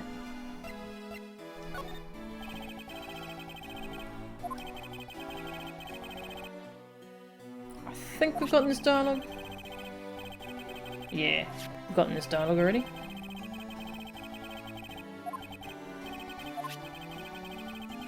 Have a few coupons. So many coupons. Ask him about his testimony. Everything this morning happened exactly as I said it did in my statement. Manny and I wanted to do a photo shoot with the German ninja, so we tidied his office. That's about it. I can't think of anything else of interest. If this guy is to be believed, an ambassador's job consists only of wasting time. I need to point my finger and yell objection for it to count as a contradiction. Good point. I lost a lot of things to those fires. Things like the many, many coupons we had printed. Discount tickets for the cafeteria, and I should think that those blasted coupons were not the biggest victim here.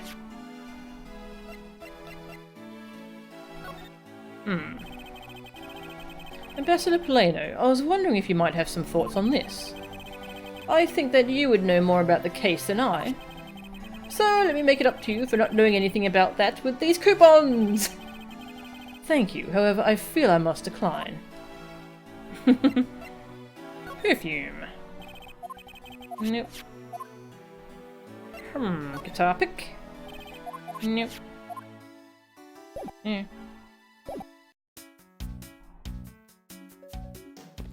Alright. Look at this desk again. Okay, there's still something to do here.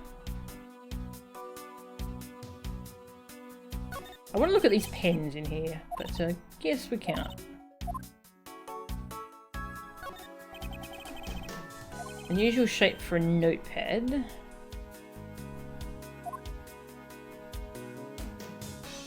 A souvenir from somewhere.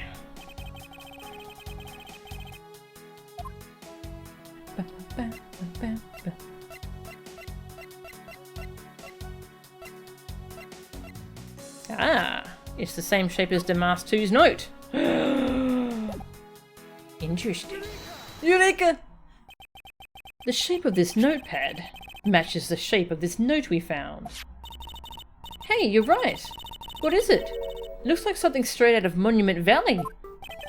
Ah, yes, that notepad is a souvenir from somewhere in your country. We've been collecting them for the purpose of studying them, you see. Yes, I do. You do seem to be quite passionate about it. Oh, would you like to see my souvenir collection? I'd love to show it to you. Are you sure they haven't been burnt to a crisp by the fires? Ambassador Polano, I wonder if you might recognize the handwriting on this note. This looks like Manny's handwriting. I see. In that case... Ooh, did you figure something out? This note was found in Alabast. Specifically, it was found being firmly grasped by the murdered Damas 2. Damas 2? Then this note... Yes, it was a request from Mr. Cochin for Damas 2 to steal the Prima Duck statue. What? Manny tried to steal Alabast's Prima Duck statue? We would know for sure if we could run a handwriting analysis. Ambassador, do you have any documents that were handwritten by Mr. Cochin? Yes, I can gather a few and give them to you. I'll have to ask Detective Gumshoe later to run the analysis. I can't believe that Manny would even think of doing something like this. Do you have any idea as to why he would have requested the theft of the statue? There is one possibility, but mind you, it's just my personal speculation. Anything you can tell me would be of great help, Ambassador. So, they're the ones who were supposed to have the real statue, but at some point they got swapped. So, if Manny wanted that one stolen, then he wouldn't know. He wouldn't know that they were swapped. It must have been someone else. Edgeworth, this is a national secret, but Polano is in fact a sentient stack of coupons. The scientific progress is astounding, though the morality is questionable. Very good. Is that all we can look at here? Alright, we're done with the desk. Very good.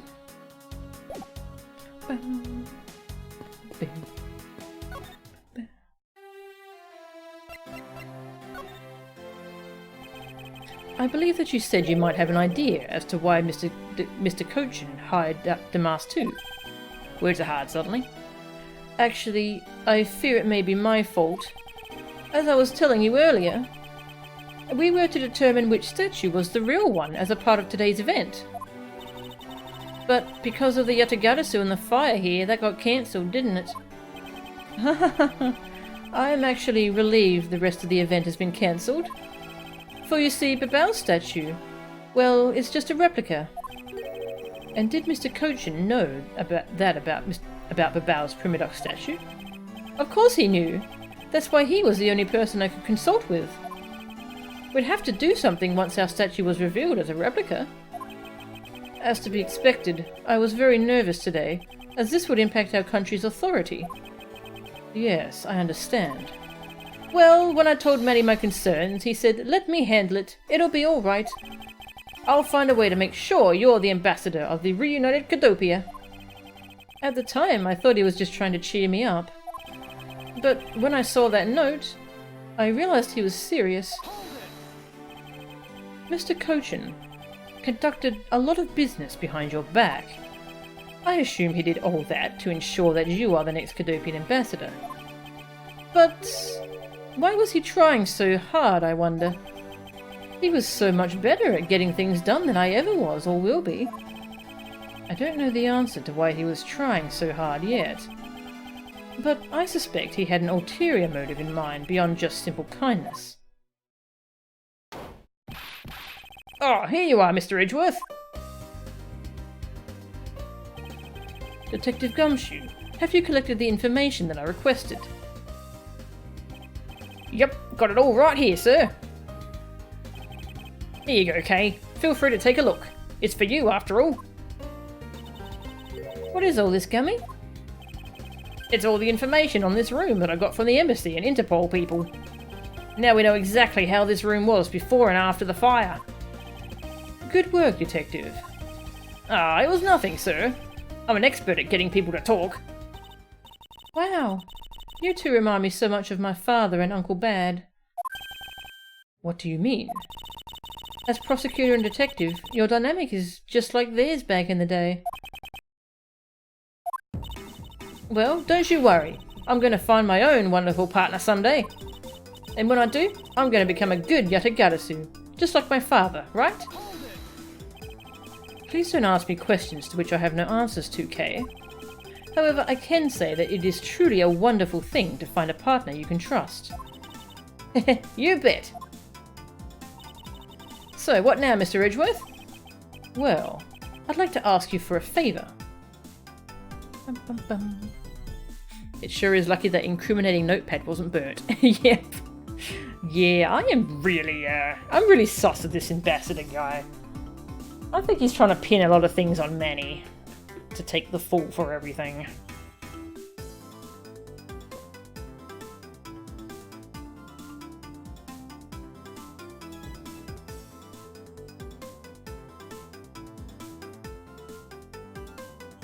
Okay. Yes? That gadget, Mr. Thief, is it? That thing you call your secret weapon? Oh, you mean Little Thief? You're coming to rely on it, aren't you? I don't need a crutch like that. I'm only asking because I need it for the investigation. I don't need it, I'm only asking because I need it. From the information Detective Gumshoe gathered and the ambassador's testimony, I'd like you to please recreate this room as it was during the third floor fire. You got it. Alright, here we go. Dark skies of evening, when no other bird dares take wing, one alone remains all-seeing. Now, witness the true power of a real, modern-day Robin Hood.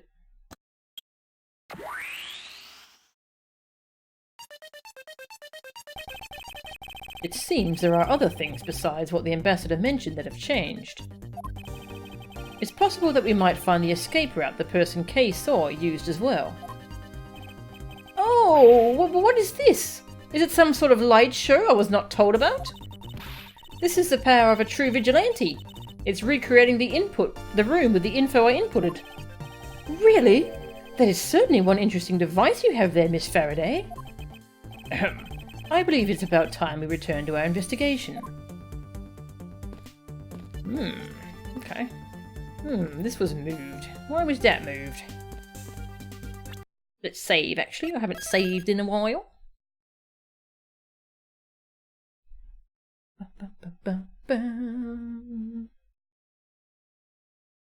Many thought the coupon business was getting absurd, so the ambassador murdered him to silence him.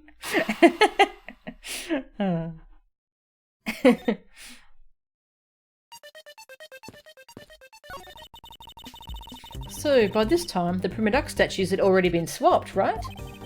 They must have been, as this one is covered in soot. What lousy timing, and just as the two countries were about to become friends again, too. It would have been better if I had stolen it than for it to get caught up in that fire. Okay, I think I understand your sentiment. However, if you were to engage in theft, I can't look the other way, right? If you could please stop stealing my lines.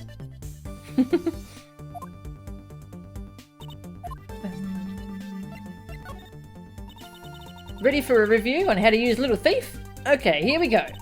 Objects outlined in yellow are things that are not present in our time, but were in the past. Things outlined in a dotted line are things that exist now, but didn't in the past. I see. You can examine and interact with replicated people and objects as you normally do. You can even present evidence whenever you find an inconsistency. Oh, and be sure to point out mistakes in the recreation with evidence too. I think I remember now. Thank you for the refresher course, Kay.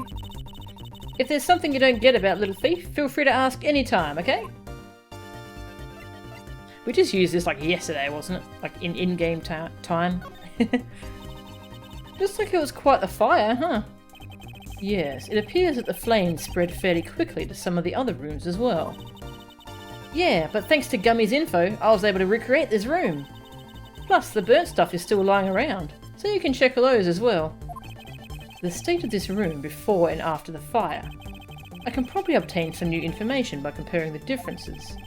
Yes, that's what I'll do, and use any new information to complete my logic. My logic! These must have been the large green flames Ambassador Poleno saw.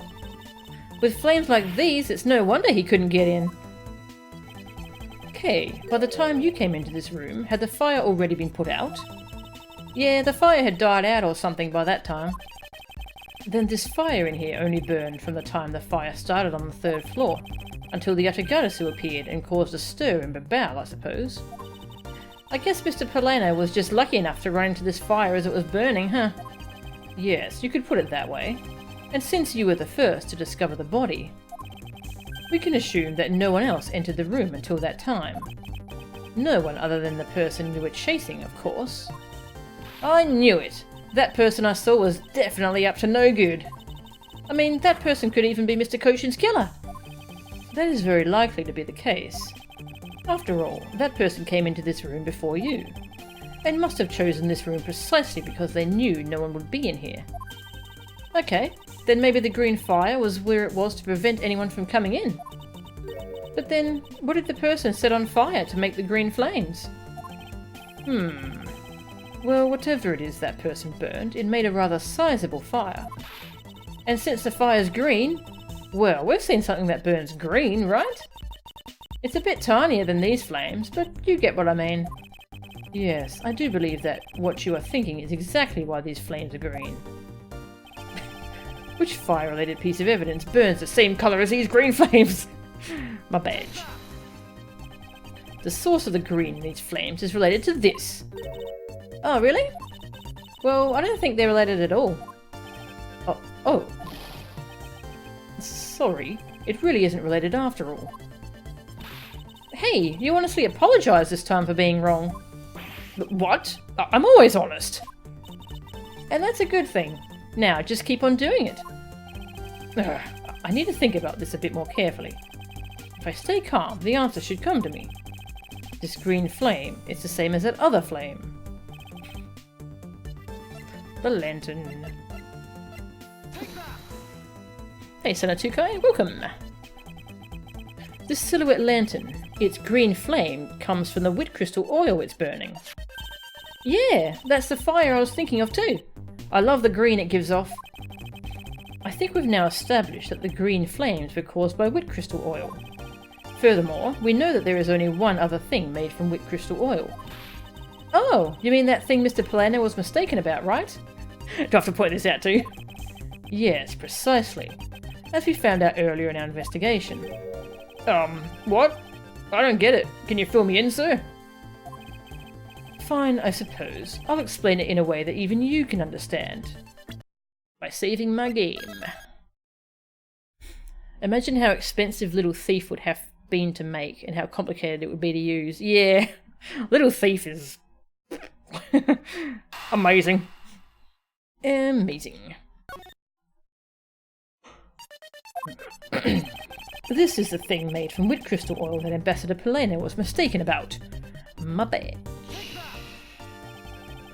Okay, this piece of evidence is not needed anymore, right? Good, then I'll go throw it out for you. No, wait! Huh? But why? I'm sure this piece is completely unnecessary. I mean, it didn't have anything to do with what we were talking about, after all. Well, either way, can I have it back for now? It would appear that I was the one who was mistaken this time. I need to think carefully about this one more time. Something made of wit crystal that is still here in this very room. And that something is this! This part's kind of strange. It's like they required a certain number of questions for the player in each segment, and so they just kind of had to make this up.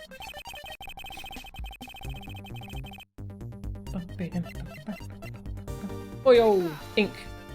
Oil's in the ink. Babyliss ink is made from wit crystal oil. Oh! So it should burn the same colour as the flames in the lantern, right? Yes, precisely. However, the green flames in this room were not from a bottle of Babyliss ink. Because we found the ink Mr. Cochin used on his desk, right?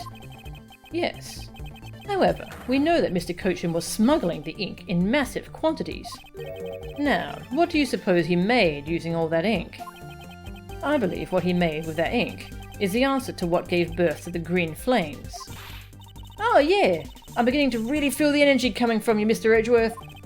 Heh, it would appear that I've finally found it, the smuggling ring's real goal. Made of Babyliss ink, this is the source of the green flames. In order for the green flames to arise, this piece of evidence was needed. Haha, and how did the arsonist use that exactly? Oh, I know. Why don't we try lighting it on fire and seeing what happens? I'm sort of an expert in pyrotechnics, so you just leave it to me. Hold on there. She was really all set to light it on fire. It's a good thing this piece is related to the case, or it would have gone up in smoke. I need to think carefully about this one more time. The real source of the green flames, it must be this. So I'm wondering if it's something to do with the coupons.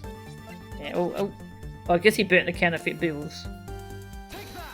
Yeah, I'm wondering if the coupons have something to do with the counterfeit bills. There. What would consume that great of a volume of ink to make? That would be the counterfeit bills that the smuggling ring made and are circulating in Zengfar. You're kidding! You're saying that it was Mr. Cochin who made the counterfeit bills? I am. I believe you could even go so far as to say that he stole Babao's printing press. Ambassador, Mr. Cochin had permission to freely use the printing press, correct? Why, yes, and I do remember seeing him use it in the middle of the night. But never did I think he was using it for such a foul deed. Ambassador, because of your secretary's crimes, you will need to be investigated as well. Yes, I suppose so. We've caused a bit of trouble for a few countries, haven't we? Good, I'm glad they're investigating him too.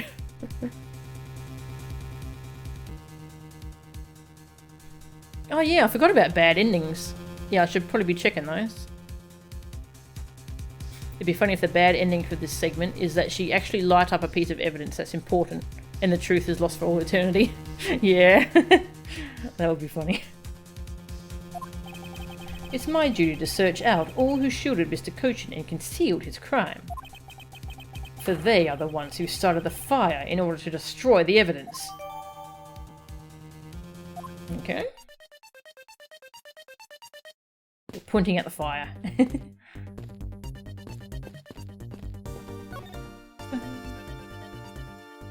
Nothing else to say. How about Gummy? Gummy! Detective, you took part in the initial Babao investigation, correct? Yup, sure did. I also helped put out both fires, sir. But that first fire took me by surprise. I had a tough time escaping the 5th floor. First, I tried the elevator, but I guess someone else had the same idea because it was in use. If I hadn't remembered to use the stairs at that point, I'd have been burnt to a crisp. Wait, that's odd. We always warn our staff that in the case of a fire, it's dangerous to use the elevator. Oh? Maybe someone wrote it in a fit of panic. Detective, did you see the Yatagarasu that came into the Babli's embassy at all? I didn't personally. And the other staff members told me they never got a good look at the person either, sir. I wonder if you could tell me a bit more about what you discovered, Detective. The second fire broke out around the time the Yatagarasu was spotted in Alabast. That's also when a suspicious person was spotted in Babao, which caused some panic. So no one was able to get a good look at this Yatagarasu that entered Babao. Yeah, all they saw was a mysterious person wearing a long coat. But that's not enough to make a positive ID, you know. Still, it was enough to make the people who received the calling card panic even more. A person in a long coat. Sounds like the exact same person I saw. The Yatagarasu that appeared in Alabast was proven to be just a fabrication, a shadow. In light of that fact, the Yatagarasu that appeared in Babao is also suspect. You can't be serious! Not when we're this close to capturing the fake. I mean, Callisto you. So, the Yatagarasu appeared, caused mass confusion, killed Mr. Cochin, then disappeared.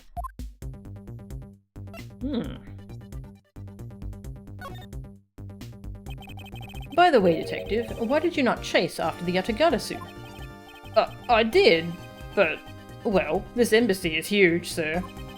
I got separated from the other staff members I was with, and was lost for a while there. You didn't even memorize the layout of the building you were to guard, Detective? Oh, I'll be sure to do that from now on, sir. But you know, it was thanks to me being lost that I was able to come to Kay's rescue. Oh, is that a fact? Yeah, it was when I was lost and wandering around in the 3rd floor hallway, sir. When I heard a scream, I headed towards it right away. Oh, that's probably from when I found Mr. Cochin's body. Yeah, I thought it sounded like her, so I got real worried and ran as fast as I could.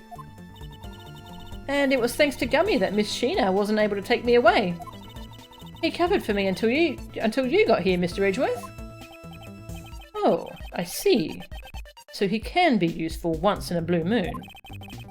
Still, it's too bad that Agent Sheena got here before I did. I wonder where Agent Sheena was before you found her here. Well, just before I got to this room, I saw her coming out of the room next door.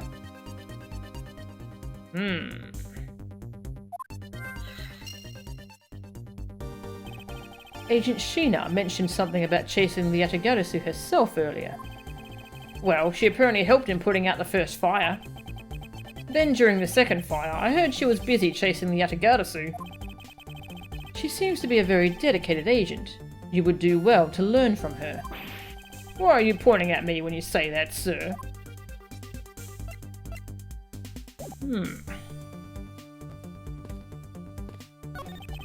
It appears that the desk is largely unchanged from before the fire. Yeah, it just got a little burnt, that's all. It's a very fine desk. I'm sure that even now it's still usable. If it's that great, why don't you trade your desk with it? No.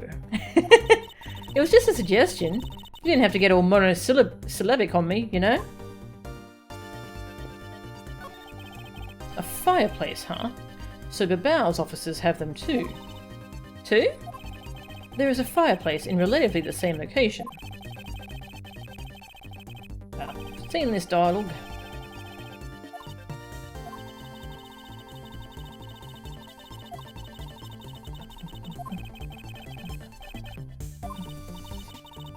I really want to investigate the fireplace, but he doesn't want to look at it.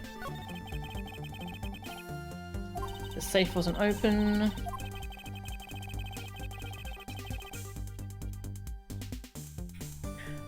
Person in a long coat. You got it. Gumshoe is the Yatagarasu. He's the one who's flying up the streets. Ace detective.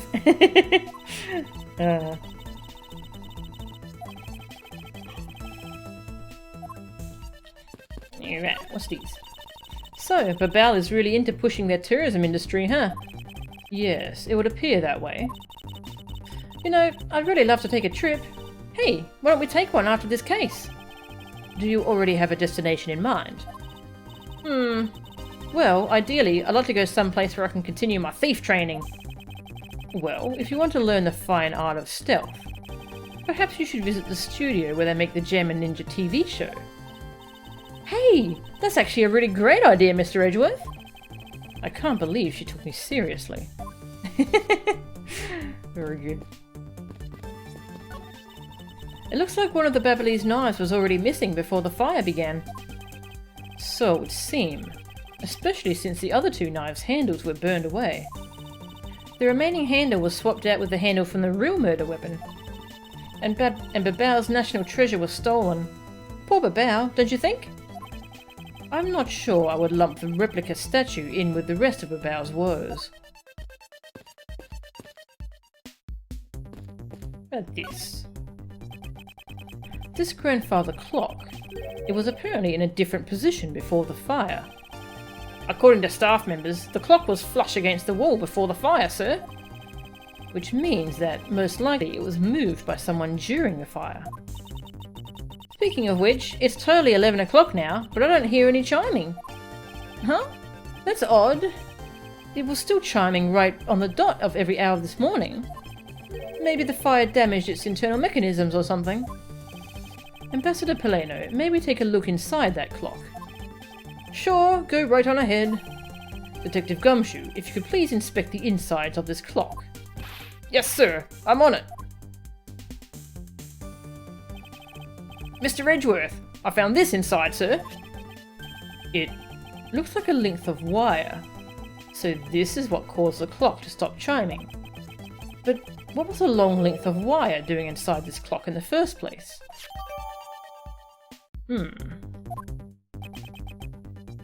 Oh, why would someone do this to such a valuable clock?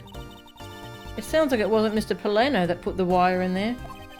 Then perhaps it was Mr. Koshin's killer who did. We've examined everything in this office, but there is one thing that bothers me. Perhaps I should ask Ambassador Peleno about it. Ambassador Peleno, there is something I'd like to ask you about. There's stuff I haven't looked at yet, Edgeworth. Yes? About this office. It appears to me to be very similar to Ambassador Alba's office. For example, the location of the fireplace and the position of the grandfather clock. Oh, that's right. You've also paid a visit to the Alabastian side of the embassy. Our two embassies actually used to be one. Yes, I know. Even the pamphlet mentioned that. Which is why the building is bilaterally symmetrical.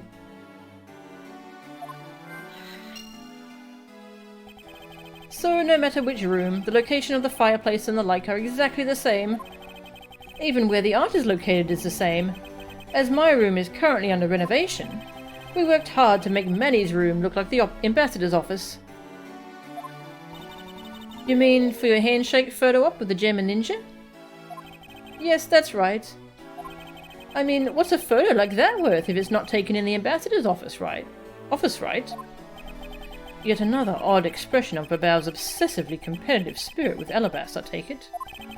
Thank you, Ambassador. That piece of information is all I needed to connect the dots. Connect what dots? Well, anyway, I'm glad I was able to be of some help.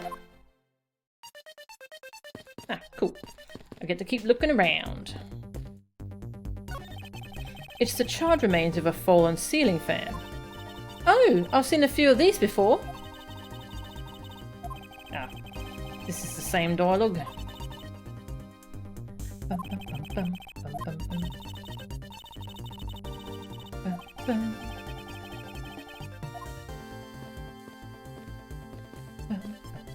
I want to inspect whatever that is. It's gone though. Let's save actually. I want to try and get a game over so we can see what the game over dialogue is. That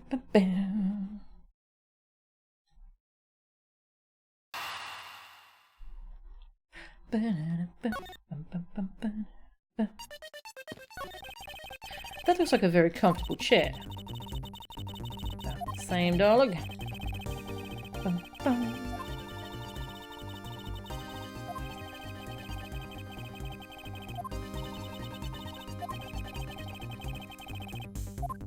What about the window? You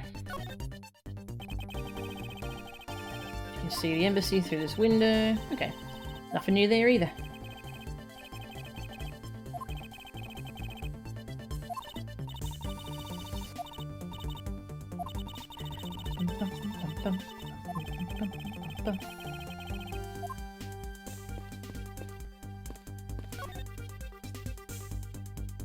Alright, nothing new there.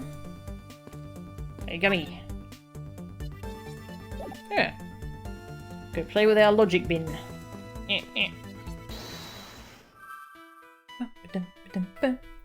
Okay. Connected fireplaces, bilateral symmetry. Yes, this is what I've been wanting to investigate this whole time. Is there a fake door in the fireplace? Sheena's location.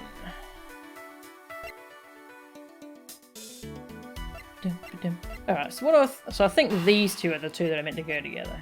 That's my theory. Let's go with something totally random so we can lose health.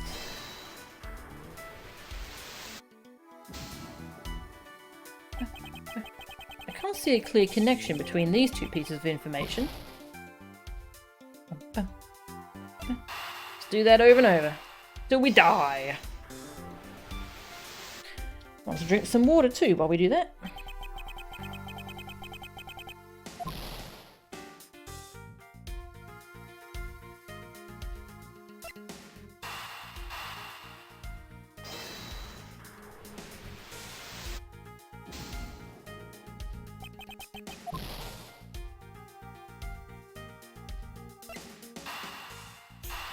I'm looking forward to seeing what this logic chess minigame is going to be like. That's going to be interesting.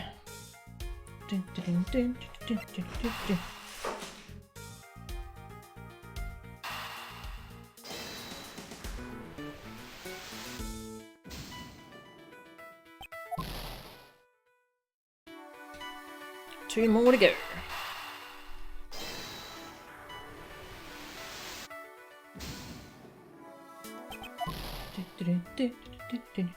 I'm gonna guess that Lang's gonna barge in and then say that we're bad and take over, maybe?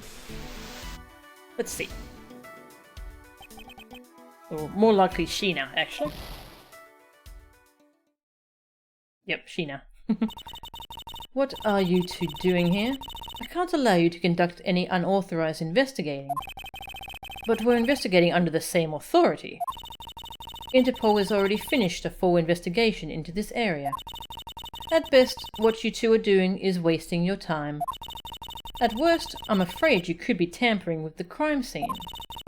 Therefore, I'm commanding you to vacate the area at once. Ooh, her smile is real creepy. But we're not doing anything wrong. I will not make any exceptions for you. Now come, you will leave at once. No. Is this the best I could do?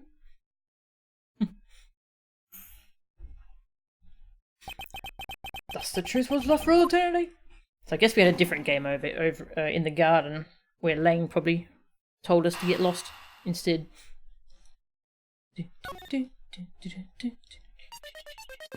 Logic button. Yeah. Connected fireplace and bilateral symmetry.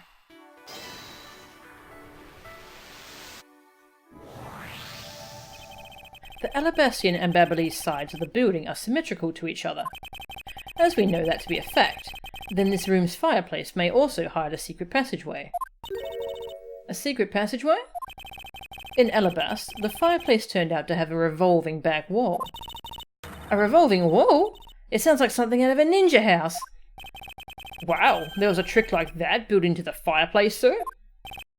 What? This embassy holds that kind of secret? There seems to be a lot about this room that you don't know about, Ambassador.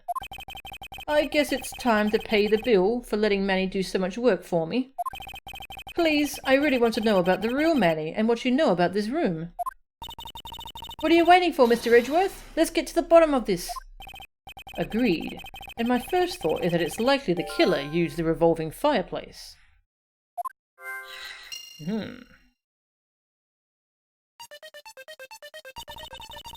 It looks like just another fireplace though, doesn't it? So, how do you turn it again? In Alabast, I had to push where the X was on the far wall of the fireplace. Oh, I see an X back there, sir. Let's see what happens when I push it. Oh, you scared me, sir. There is something about this fireplace that lies in contradiction to the facts. Huh? But we found an X where you thought there'd be one, right? We did, but that's not what I was referring to.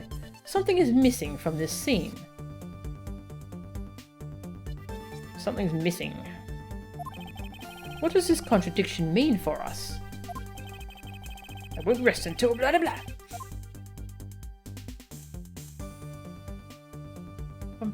What is missing? Clearly it's the Steel Samurai. All I see inside this fireplace is starter wood. Huh? That's odd. It doesn't match up with what Mr. Polano said earlier. What is the meaning of this contradiction? It's almost like Mr. Polano's a liar! A liar.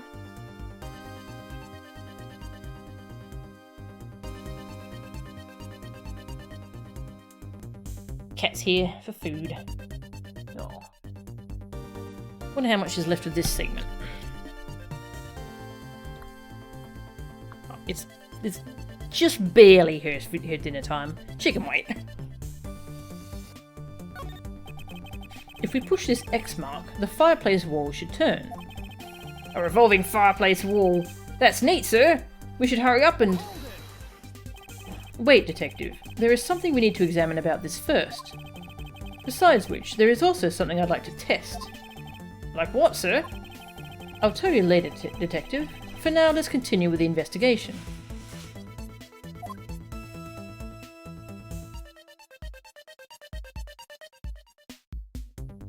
What on earth is Edgeworth talking about?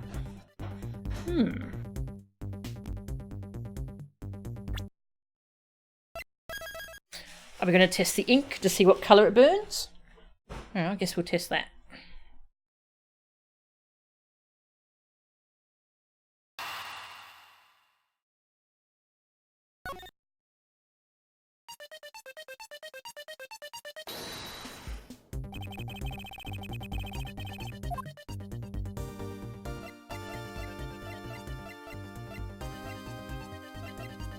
We don't actually have any counterfeit bills to test, sadly. We'll test the ink itself though, I guess. Eureka!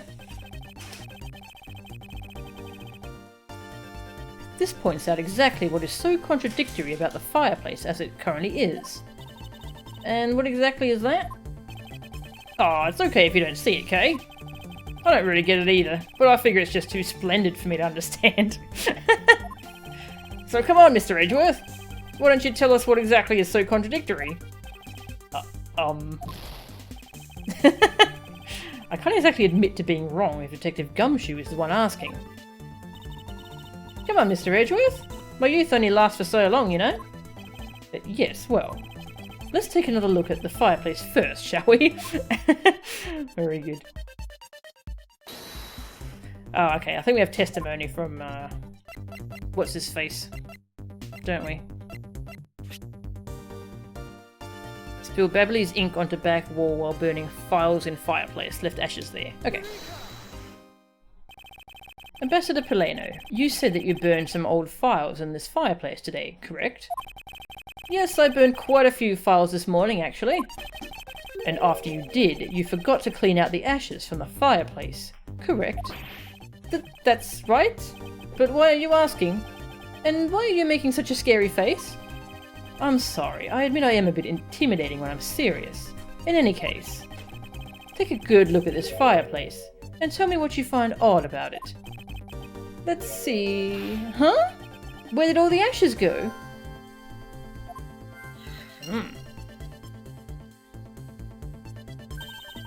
What is the meaning of this, Mr. Edgeworth? You don't really think that Ambassador Polano is lying, do you? No, there is no reason for him to lie. And I don't believe his testimony is wrong either. It is the fireplace that is causing the contradiction. Okay, I wonder if you might update the fireplace data for me. You got it. I'll add in the ashes from the burnt files and... Sounds like we've pretty much figured everything out now, huh? Well, it was nothing. All I did was follow where our leads led us. Oh, I sense it coming on. You're about to dazzle us again, right? Oh, you mean that? Well, it's what Mr. Edgeworth is known for, you know. There is really no need for you two to dance around the name of what I'm about to do. Logic.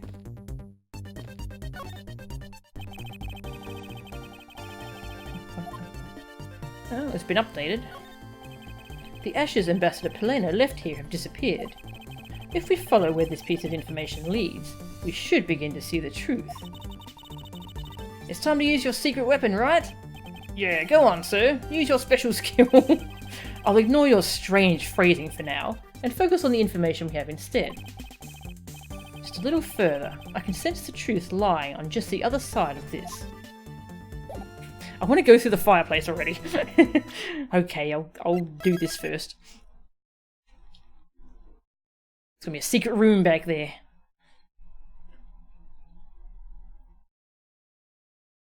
Hello, cat. You want some dinner, do you? Well, if you jump in my lap right now, I'll go feed you.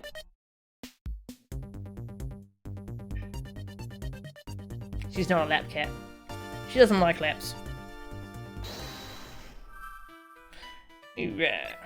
Renovations? Not sure how the renovations factor in just yet. Shin's location? So is she the killer? Did she commit the murder, then go through the fireplace, then come back out and arrest Kay? Okay, so I guess the ashes went...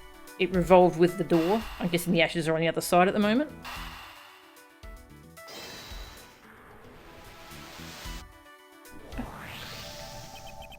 The reason as to why the ashes are missing is simple.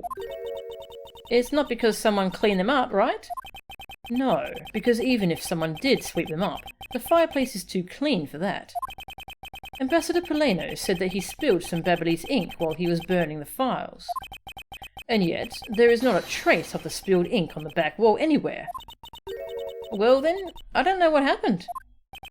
Well, I'll tell you what happened. The two sides were switched. By using the revolving fireplace wall, the ashes were moved into the neighbouring room. Which means that this is a clear indication that the fireplace was used.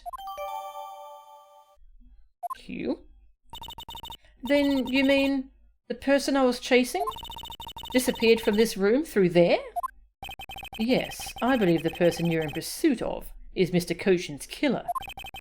And after committing the murder, escaped through the fireplace. Wow, Mr. Edgeworth, you figured out the killer's escape route. I have, but this is only the beginning. Now we have to chase the killer down. Edgeworth, this reminds me of a puzzle. Is that a Leighton reference? Well, I'm still not sure how the renovations tie into all this, but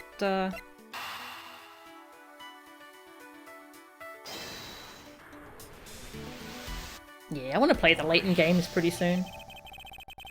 If the killer used the fireplace in this room to escape into the next, then it's only logical for us to talk with the person who is in the neighbouring room.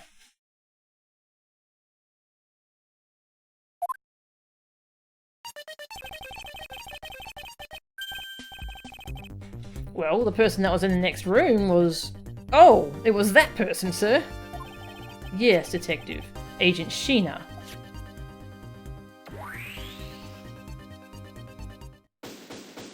Complete. Go. Health. It's looking more and more like Miss Sheena is the killer, isn't it? Let's not jump to conclusions yet. We need to go through what we know so far. She came running straight into this room from the next one and instantly accused you. Furthermore, she claimed that it could only have been you that killed Mr. Cochin. I don't have any proof yet. However, I know she is hiding something from us. Okay then, why don't we go ask Miss Sheena herself? No, not yet. There's something that needs to be done first. Detective Gumshoe. Sir, is it my turn to do something, Mr. Edgeworth? Yes. I have a two-part special assignment for you. First, I need you to run a handwriting analysis under Master 2's notes. Okay, I'll get the lab boys on that right away. Second, I want you to see if you can fit through the revolving fireplace wall.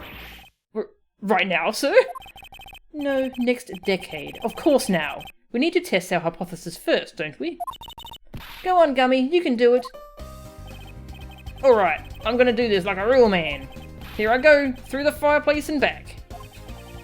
You shouldn't need to psych yourself up that much for such a simple task, Detective. Wow, the wall inside the fireplace really did turn.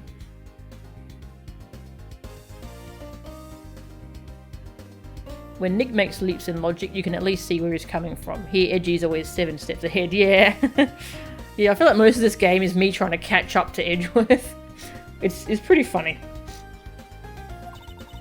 That's so neat! Now, I want to try going through there too. That really is a secret passageway through there. I had no idea.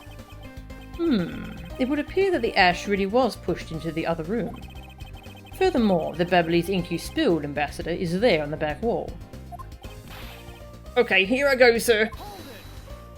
Detective, I'd like you to go through there under the same conditions as the killer. Huh? But there's all that ash and stuff. Oh, why are we making Gummy do this? And your point is? Now we're short on time, so if you could please hurry on through. Oh, yes, sir. Okay, so now we pretty much have the whole picture, right? No, not yet. There remains a few more mysteries to solve. Such as the Yatagarasu's whereabouts, the other smuggling ring members, the 2 weapons that made it across the border, the key Miss Yu stole 7 years ago. In fact, we haven't figured out a thing regarding how Miss Yu is related to these embassies. Mr. Edgeworth, a number of pieces connect in a very complicated way in this case. It's almost enough to make one completely mentally exhausted. What are you saying, Mr. Edgeworth? I thought you were the one who said that it's easy if you follow the leads. Was that supposed to be an impression of me, Kay? If it's info gathering you need, Gummy and I can help with that. Then, all you'd have to do is show off your fancy schmancy logical deductions. Show off? Does it seem like I'm being boastful when I do that? Let's not overcomplicate matters, okay, Mr. Edgeworth? We've been so focused, like a laser, on only what seems strange and out of place. It's no wonder nothing's clicked and we haven't unlocked anything yet. But, if we think things through calmly, the answer should come to us. Gumshoe is already dirty, so no one will notice more dirt. Poor Gummy. Okay. That's the sort of thing I say to myself when I'm practicing how to unlock padlocks, you know. That is something that I hope practice doesn't make perfect for your sake. Yay! Looks like you're back to your straight-laced self again. Hey, Mr. Edgeworth, I'm back, sir. Yes, I can see that. Good work, Detective. Looks like you can use that fireplace like a door, sir. Are you alright, Gummy? I'm okay. It's just a bit of ash and dust, that's all. Your jacket has gotten quite filthy. I see the hem has practically turned black. Yeah, well, quite a bit of the unburned ink got on it, sir. I see. Thank you, Detective. You did a fine job. I'll even pay the cleaning bill for the trench coat. What? Oh, no, sir, I could never. This is just my old coat, sir. If it was a coat I actually cared about, then I'd get it cleaned, but, you know. I see. Very well then, as you wish. So because Gummy was able to climb through the fireplace, we know it can be used, right? Yes, but that's not all we learned. We actually learned one other important fact. And that is? I will have to explain it to you later. We learned they end up with ink on somewhere on them. So Sheena should have some ink on there somewhere. She wasn't a long coat though, so I assume she got rid of that coat somewhere when she came back around. Right now, we need to deal with the handwriting analysis. Detective Gumshoe. Yes, sir. I'll be back before you know it.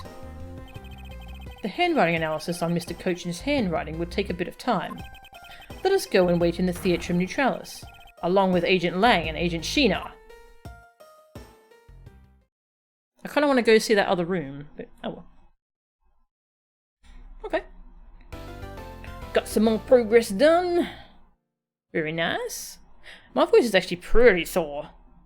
So I think maybe I should end the stream already? Ugh. Oh, where'd the cat go? Oh. I thought you were hungry. Cleo! Cleo! Here she comes. Yeah, you're hungry.